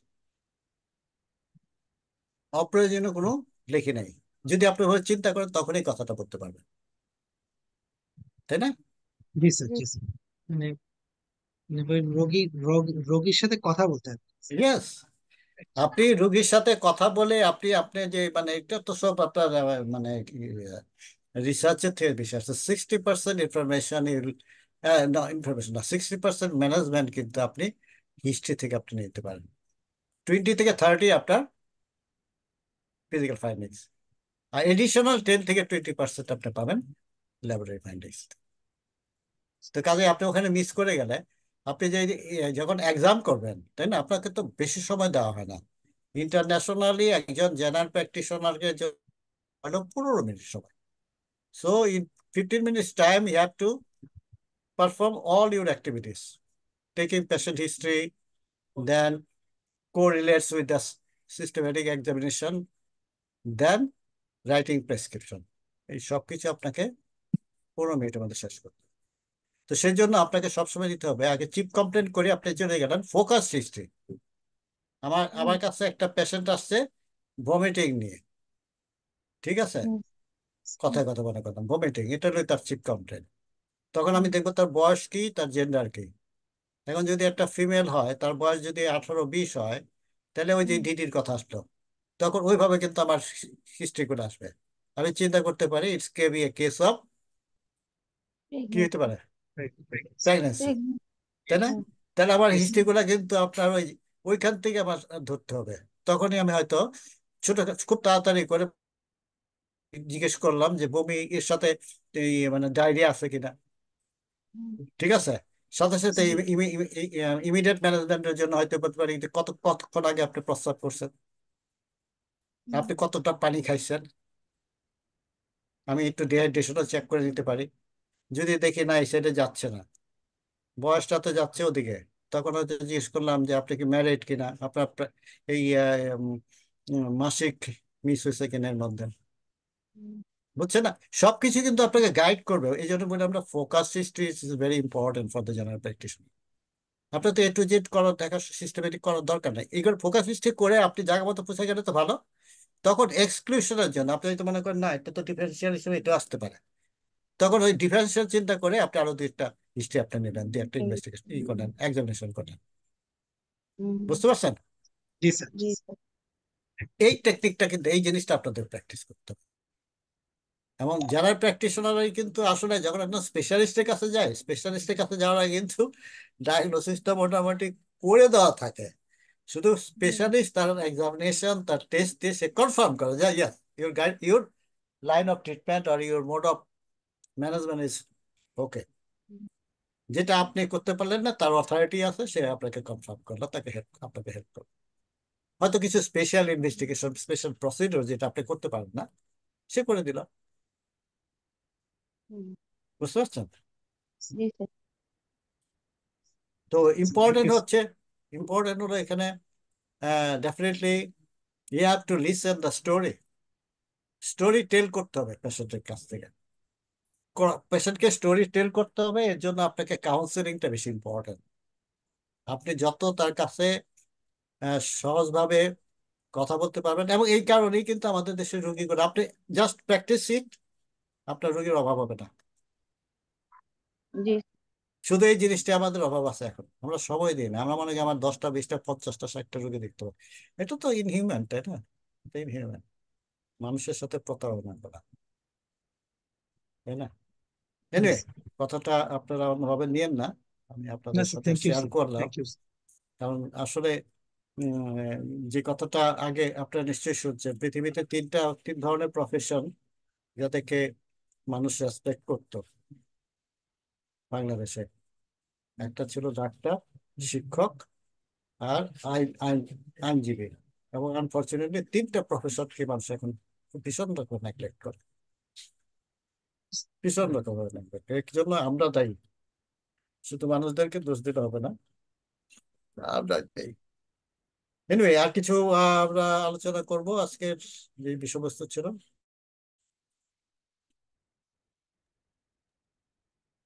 যদি এরপর আপনাদের কোনো প্রশ্ন থাকে, ইউ ক্যান মেইল মি। আমি ইমেল অ্যাড্রেসটা আমি এখানে আপনাদেরকে লিখে দিই। আপনারা যে কোনো সময় আমাকে মেইল করতে পারেন, কোনো যদি আপনাদের প্রশ্ন থাকে, আমি আপনাদের উত্তর দিয়ে দিব। আহ, আপনাদের সাথে আমার আরেকটা লেকচার আছে এই এই সাথেই। আজকে কি স্যার একটাই লেকচার, না একটাই ক্লাস? না, আপনাদের সাথে আরেকটা লেকচার আমি নিব না এই স্যার, আজকে একটাই, এই আজকে একটাই, হ্যাঁ হ্যাঁ, আজকে 9টা একটাই, থেকে সাড়ে 10টা। আজকে একটাই লেকচার, আজকে এরপর আর কোনো জি। লেকচার নাই। জি। স্যার লেকচার রেকর্ডিং গুলো কি স্যার আমাদেরকে দিয়ে দেওয়া হবে স্যার? হ্যাঁ, আপনাকে দিয়ে দিবে, এটা ইস্যু থেকে, অ্যাডমিনিস্ট্রেশন থেকে দিয়ে আচ্ছা। দিবে। এটা আমার এটা ইমেল অ্যাড্রেস। ওয়েবসাইটে। হ্যাঁ, ওয়েবসাইটে আসতে একটু দেরি হতে পারে, কিন্তু আপনাদের আজকে তো এখানে আছে কে, হাসিব, স্যার। জি স্যার। লেকচার তো এটা এই রেকর্ড হয়েছে, রেকর্ডিং। তাই না? জি স্যার, রেকর্ড হয়েছে স্যার। আচ্ছা, এটা তো ওনাদেরকে দিয়ে দিন, আর আমি আপনার আর কি এটা আমরা পাবো নাকি আমাদের ওয়েবসাইটে ঢুকতে হবে রেকর্ডেড শোনার, দেখার জন্য, শোনার জন্য? রেকর্ডটা শুনতে হলে আপনাকে ওয়েবসাইটে যেতে হবে। আর আমি যেটা দেখালাম, আগে পাওয়ার পয়েন্টে যেটা দেখালাম ওইটার হ্যাঁ পিডিএফটা আমি অ্যাডমিনিস্ট্রেশন দিয়ে দিব, ওনাদের সাথে যোগাযোগ করে আপনারা এটা নিতে পারবেন। স্যার স্লাইড গুলোর পিডিএফ দিলে ভালো হ্যাঁ হতো। হ্যাঁ হ্যাঁ, পিডিএফটা আমি ওই সাথে দিয়ে দিব, ওনাদের সাথে যোগাযোগ করে পিডিএফটা আপনারা নিয়ে নিতে পারবেন। স্যার আমাদের সমস্যা হয়ে গেছে, অনেক সময় ক্লাস মিস হয়ে যায়, বৃহস্পতি শুক্র শনি, তো সেই ক্ষেত্রে স্যার রেকর্ডের ক্লাসটা বেশি ইম্পর্টেন্ট আর কি। রেকর্ড তো করা হয়েছে, রেকর্ড পরে শেয়ার করবো জি বললো তো। ঠিক জি। আছে, ওকে, তাহলে আজকে আমাদের সময় অনুযায়ী শেষ। এরপর আমি 5-10 মিনিট আপনাদের সাথে যদি প্রয়োজন হয়, না হলে আপনাদেরকে অশেষ ধন্যবাদ। জি স্যার। আপনারা বেশ যত্ন সহকারে আমার কথাগুলো শুনেছেন, এবং আমার ভালো লাগছে যে আপনারা মন খুলে অনেক কথা বলছেন। এবং ভবিষ্যতে আরো দেখা হবে, দেখা হলে আমরা আরো আলোচনা করব। ঠিক আছে, জি Yes, sir. Sir. Thank okay you, sir. Okay thank you thank you sir. Sir. Okay, good night and good bye. হ্যাঁ আদাব। Thank you sir. ওকে, আমি তাহলে বিদায় নিচ্ছি আপনাদের কাছ থেকে। ওকে, জি sir. Sir, bye. thank you, sir.